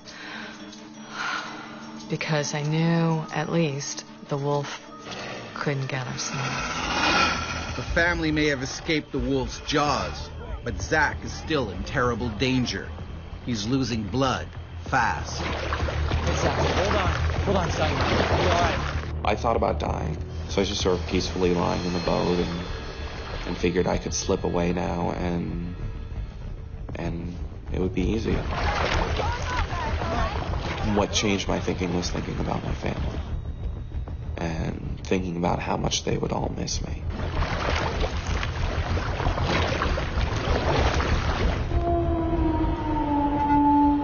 I was very aware that he might have lost a lot of blood, and that there was a lot further to go. We couldn't find our way out, and that was just feeling like incredible powerlessness on my part. I was really angry at myself, frustrated with myself, and frustrated with the situation.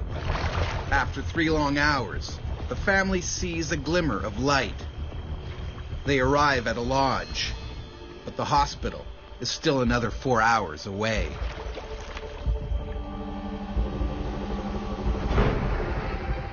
Zach undergoes 4 hours of emergency surgery. His nose is broken in 5 places, and it takes over 80 stitches to repair his badly lacerated face. Sheer luck that the wolf didn't grab part of the neck. With the tremendous bite force of the wolf, Zach would not have survived that. I'm very lucky. They took Zachariah into a triage room, and it was that moment. It was the first time I looked at him, because I thought, okay, now we're safe, and I can see. And his face was just ripped apart. Even after the doctor had Zach and was doing what he could to put Zach's face back together again, the reaction was, well, it couldn't have been a wolf. And they treated me very much like I was hallucinating, or just a stupid geek from the city, or, you know, somebody who just didn't understand, obviously, because wolves don't do that. The scars themselves really aren't that visible. But the psychological trauma leads to months of severe panic attacks. The therapist said what happened is deep and primal, because you're supposed to be safe when you're asleep. He didn't know it was coming. None of us knew it was coming. Park rangers decide the lone wolf poses a serious threat to other campers. 5 days after the attack, they find the animal they believe terrorized the Delventhals and shoot it dead. But Zach doesn't blame the wolf for what happened. I'm not really any more or less afraid of wolves than I was before, and I have a great respect for them and a great admiration for them. But they're always potentially dangerous.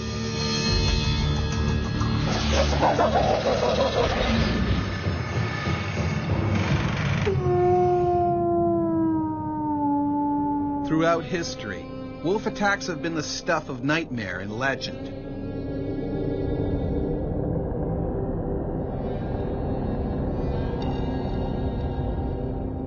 no ordinary creatures.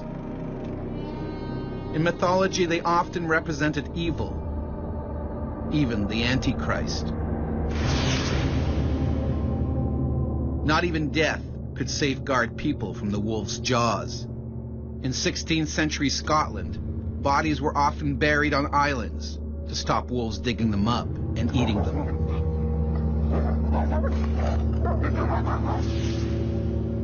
No European settlement, it seemed, was safe.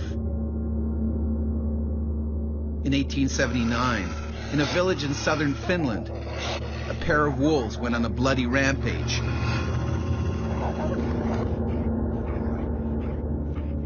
As many as 35 children were killed.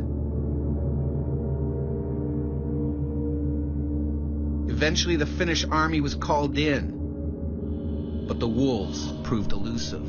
It took 2 long years to halt their terrifying reign. The female wolf was shot dead. The alpha male poisoned. By hunting in packs, wolves are highly efficient killers. Sometimes not even a gun will stop them dead. A woodsman living in Springfield, Missouri in the early 1900s learned this the hard way.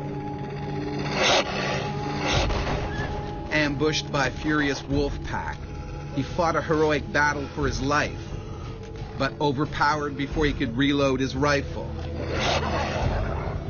He was later found ripped apart, surrounded by 5 dead wolves. Ever since the first white settlers arrived in North America, wolves have been relentlessly hunted and killed. But in their place, their canine cousin, the coyote, has flourished. Increasingly, the ever-adaptable coyote has moved into urban areas. And increasingly, humans come face to face with them.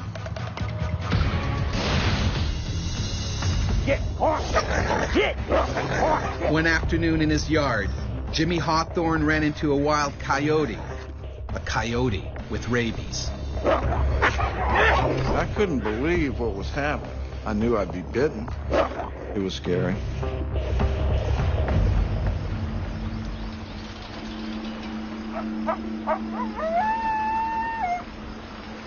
This coyote has lost all sense of reality. He's suffering from rabies. The disease in his brain has eradicated any fear of people. All he wants to do is attack. Most likely the coyote encountered a rabid raccoon. They tangled and the raccoon bit the coyote. The rabid animal has left his natural habitat behind. He's now in the residential neighborhood of Lenaxa, Virginia, and is a deadly threat to anyone who crosses his path.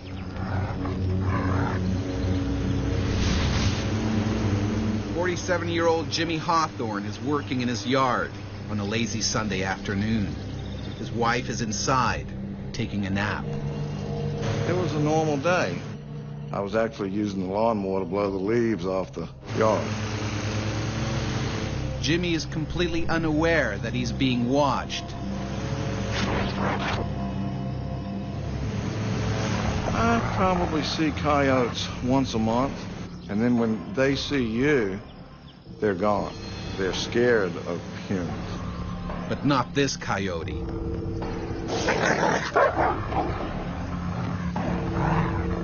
Driven by the lethal virus, he's desperate to bite anything or anyone. Rabies virus infection is transmitted in the saliva and often deposited in skin, subcutaneous tissues, or muscle, and then eventually spreads along nerves to the central nervous system. The diseased coyote closes in on Jimmy. I was just sort of in my own little world, riding on a piece of equipment, and it startled me. I mean, my first thought was it was a German Shepherd. And then I looked and I said, oh my goodness, it's a coyote. Horrified, Jimmy realizes this coyote is rabid. At that point, it was just terror, scary. Rabies is almost always fatal if not treated immediately. Well, there have only been 6 survivors of rabies. We don't fully understand why the outcome is always fatal, but clearly the immune response isn't sufficient to clear the viral infection. It was driving the mole as fast as it would go. The coyote was having no trouble keeping up. The coyote kept circling the mole. Fueled by a wave of aggression, the coyote seizes opportunity and strikes. He bit my boot. I felt him bite the boot. I mean, I couldn't believe what was happening. I just remembered that moment of fear, of terror. It was scary. Luckily, the coyote's bite doesn't pierce Jimmy's thick leather boot. Jimmy needs to make it home before it does. But then, his mower runs out of gas and stops dead. My thoughts were, oh my goodness, something scares you to death. And then it's like you have to take care of yourself, protect yourself. Jimmy must either risk running for his life or taking on the rabid animal. This animal might weigh 50 pounds, and I weigh 240. If it gets bad enough, you know, I'll just tear him apart with my hand. But I knew I'd be bitten. You don't see animals come up to you. I mean, I've been in the woods my whole life. Deer don't walk up to you. Rabbits don't walk up to you. This animal had no fear of man. He would come around the tractor. You know, I didn't want him to bite me on the back of my leg, and I just turned around and faced him, and he came at me, and I kicked him. Hit! That's when he sort of hollered, yipped, and went into the thicket. Because of his swelling brain, the rabid coyote is suffering terrible headaches. Jimmy's kick further disorients him. Jimmy's bought some time.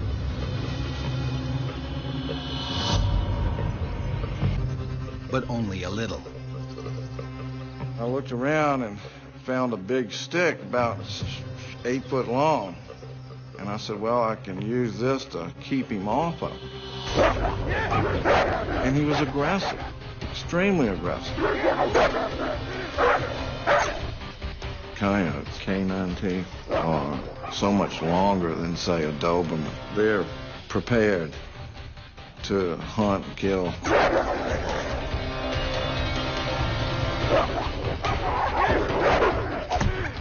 Wielding the stick, Jimmy scores a direct hit to the coyote's head.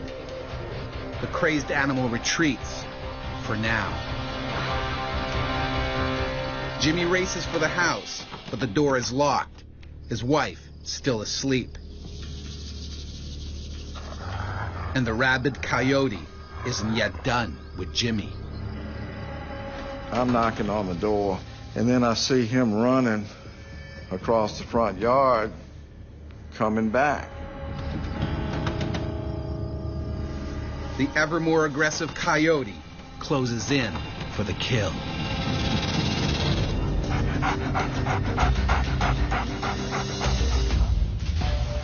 While mowing his lawn one Sunday afternoon, Virginian Jimmy Hawthorne is fought off an attack by a rabid coyote. Locked out of his house, Jimmy's now trapped by the deadly animal. A rabies victim suffers agonizing spasms in the throat, making it almost impossible to swallow. They develop neurological impairment and paralysis, finally progressing to coma, then death. Jimmy pounds on the door one last time to wake up his wife. And thank goodness she got the door open. And I went in and I told her there's a rabid coyote out there. And I was looking for a gun. The coyote refuses to give up. The rabies has infused him with blind courage. All he knows is he needs to bite.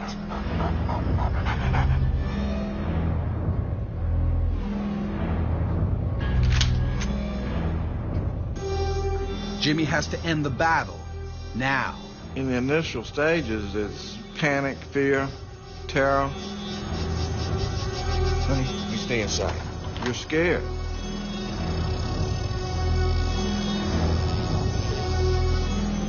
And then that went away. It goes from fear to aggression. It almost makes you angry. Leaving the sanctuary of home, Jimmy goes in search of the deranged animal.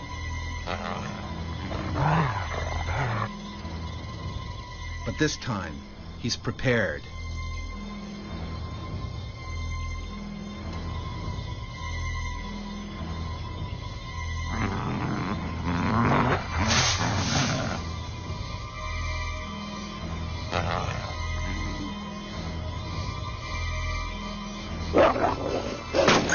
Just a reflex action. I shot him. Oh, he killed him. When the animal is tested, experts confirm the rabies virus. Thankfully, Jimmy is healthy, but the psychological trauma remains. When I'd go to bed, I'd close my eyes and I would see the coyote coming at me.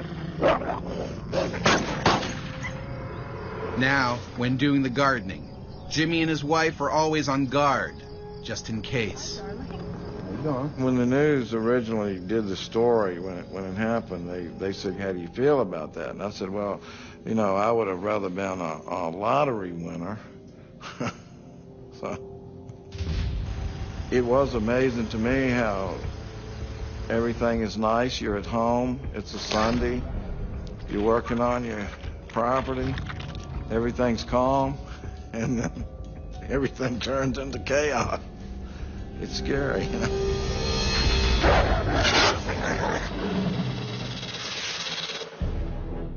Rabies has terrified people for thousands of years. In the 16th century, a deadly epidemic swept across Europe. Stories of horrific attacks by mad animals foaming at the mouth entered popular folklore. Peasants in the countryside faced the greatest risk, but not even cities were safe. In 1450 in Paris, a pack of wolves, some probably rabid, created blind panic when they breached the city walls. 40 people were bitten and killed. The ferocious pack was lured into the heart of the city, close to Notre Dame Cathedral. There, a mob hell-bent on revenge stoned and speared the wolves to death.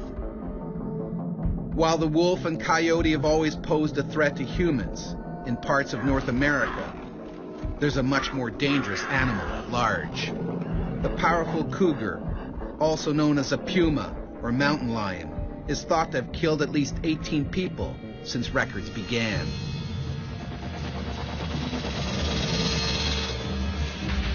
Aniela was almost one of them.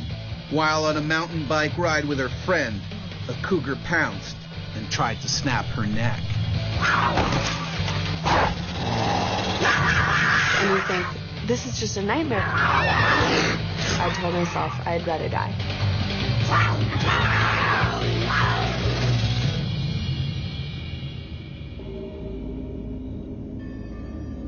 The rugged canyons of Whiting Ranch Wilderness Park are a big draw for thrill-seeking mountain bikers. But here, taking a tumble is not the only hazard. The park is home to some spectacular and dangerous wildlife, including the feared cougar. California Fish and Game gives a range of population from 4,000 to 6,000 cougars in California. This 110-pound male cougar works alone. They're very good at being top predators and surviving in the landscape. Their quickness, their agility, their smoothness of movement, they're just good at that. The cougar has just taken a fresh kill. They will immediately take them off into the brush, and that gives them cover and allows them to feed in peace. One cougar will have a territory of roughly 30 to 50 or more square miles. The big cat buries what he doesn't eat for another time. He'll attack anything that threatens his food cache. I'm always a slowpoke. Even humans. Aniela, a personal trainer and ex-Marine, and her friend Deb Nichols meet up for a biking excursion. They choose Cactus Hill Trail because of its exciting twists and turns. Ann and I got together because we have common riding styles. We tend to just like to ride hard and not talk a lot. I tend to take up sports where there's usually some rough play. You have to be willing to get dirty, have to be willing to, get cuts and scrapes and maybe some poison oak along the way. But I love it for the adventure. But today, Cactus Hill Trail will take them on a journey they won't soon forget. Ann and Debbie are heading straight into a death trap.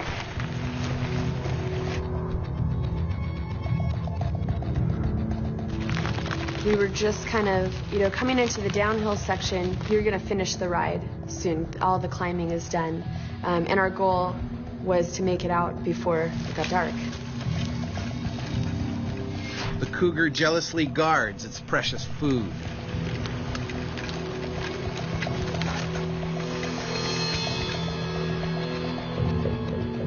Mountain lions don't move very far from their kills. Once they've cached the kill, they tend to stay relatively nearby.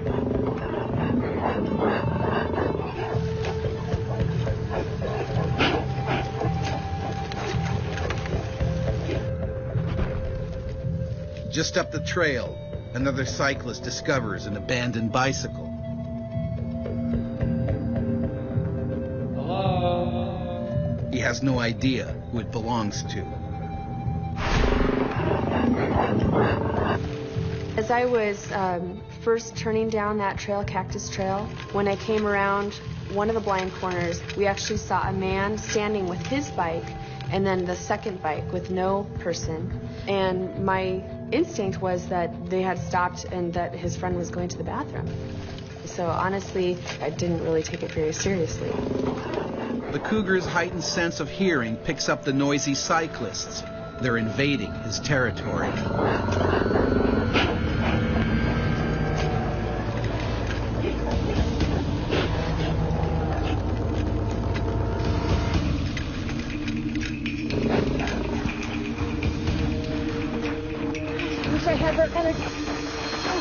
Debbie falls behind. The distance between them has made both more vulnerable. Thinking his food cache is threatened, the mountain lion moves into attack mode. As I was moving down the trail, what caught my attention was I saw a flash of movement. I saw kind of a reddish-brown fur. Initially thought that I had startled a deer. And then the impact. The cougar can leap a great distance in the realm of 20 to 30 feet and will jump on their back and bite the back of the neck. The only thing I can liken it to would be if you're riding your bike and you got hit by a car from behind. That's what it felt like to me. I mean, the impact was unbelievable. I was face down and he was trying to bite at the back of my neck. And I knew, okay, this isn't a deer. A lion's impetus is to kill as quickly and as efficiently as possible because that reduces its own energy expenditure and its own chance of harm. I just couldn't believe that had just happened to me. And you think, this is just a nightmare. This can't really be happening. And you can't wrap your brain around it. Anne's helmet protects her for now. But the cougar is determined to win this battle. If they don't kill with the first bite, they may move their bite gradually around to the front of the throat and take the prey down by asphyxiation. You know, it was like nothing I've ever experienced before in my life. It was so completely overpowering. I could feel it actually hanging on to my shoulders. The lion's claws were dug into each of my shoulders, and he was trying to bite at the back of my neck. He was able to manipulate and move me around, release his grip and grab on again and just drag me. I could hear Anne's cry and screaming, and it sounded unusual. It sounded like a siren over and over, and then just within an instant I came around the corner and saw the mountain lion. Debbie needs to think fast. In sheer desperation, she tries to scare the animal away.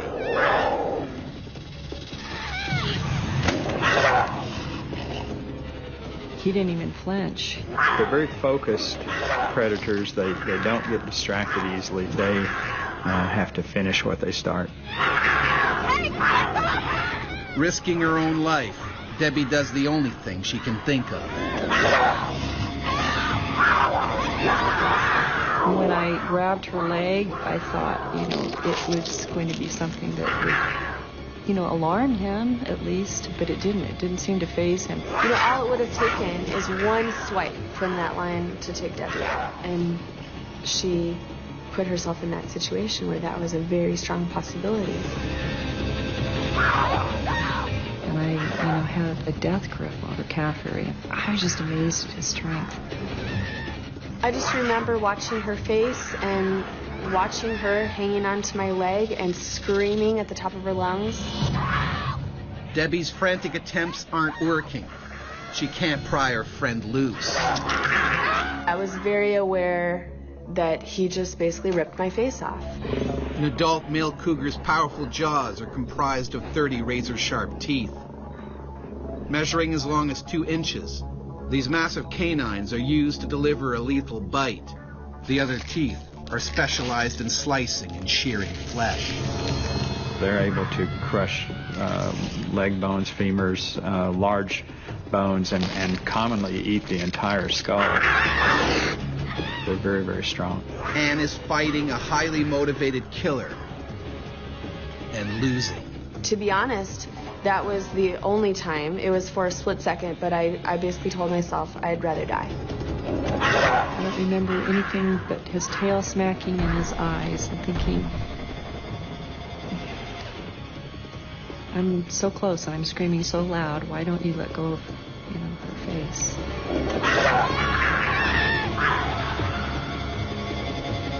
A group of cyclists up the trail hear Debbie's screams. They arrive with Anne's life hanging by a thread. I can't hold her much longer. I kept repeating that. I can't hold her much longer. One of the cyclists calls for help as the others join in the fight. But it's almost too late. The animal's large canines sink into Anne's throat. Once he locked down, things started to go black. You know, I started kind of seeing stars. And I knew that was going to be the end. Aniela is now on the edge of death, and her friend is powerless to help.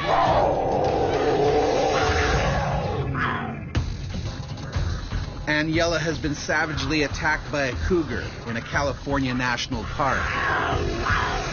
Her best friend and 2 passing cyclists struggle to save her before it's too late. Dear God, please give me the strength to hold on to her. He's eventually gonna let go.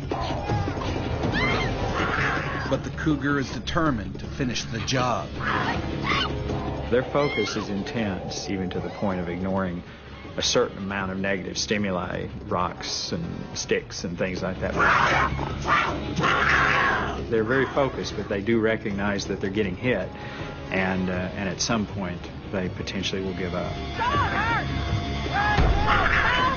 One of the rocks finally hits its mark. The cougar relents and lets go. The attack may be over, but Anne's struggle to survive isn't. She needs medical attention urgently. Stay down. Stay down. Give me a short. When I came to, I was lying on my back at that point, and I felt as though I was drowning. And we realized that it was blood. Hang on. Debbie is also fearful the cougar may want to finish what he started. Hold her next to Immediately thought, I just want to get out of this area. I felt very uneasy that he probably hadn't left, but that, he was close by. They don't get rewarded by giving up easily. All of their evolutionary history dictates that once they start, they have to stick with it. The paramedics arrive at the scene, but they fear she may not make it to the hospital in time. My neck hurt so bad. Just every muscle was just torn. That's what it felt like. It's so painful to even try to lift my head an inch. And I just said to her, Anne, you're gonna make it. You're gonna be fine. It's gonna be okay. The cougar stays in the area, still protecting his food cache, while Anne is airlifted to the hospital. Surgeons tell Anne that the cougar's bites were millimeters away from ending her life.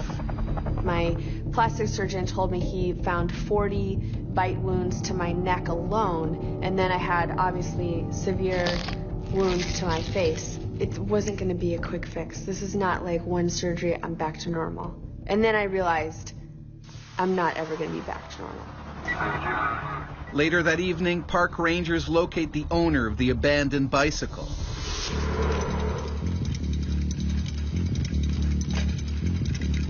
He had been making his way down Cactus Hill Trail when his chain came off. Unaware, he was being watched.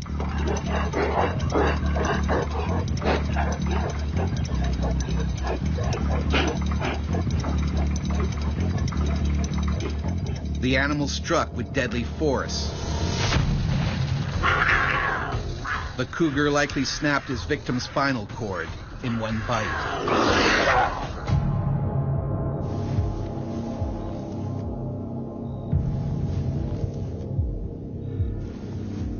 Gosh, I can't believe that I'm still here. It kind of helped me to be so thankful that I was still alive, to realize that here this adult man had been killed, and I made it. A team of park rangers has no choice but to track the man-eater. He's shot dead not 50 yards from his first kill. Unwilling until death to give it up. I think they're gorgeous animals. I have a lot of respect for what they're capable of, appreciating that they need their space too. An experience like this obviously makes you appreciate your friends. Debbie, specifically, she risked her own life. That's true friendship.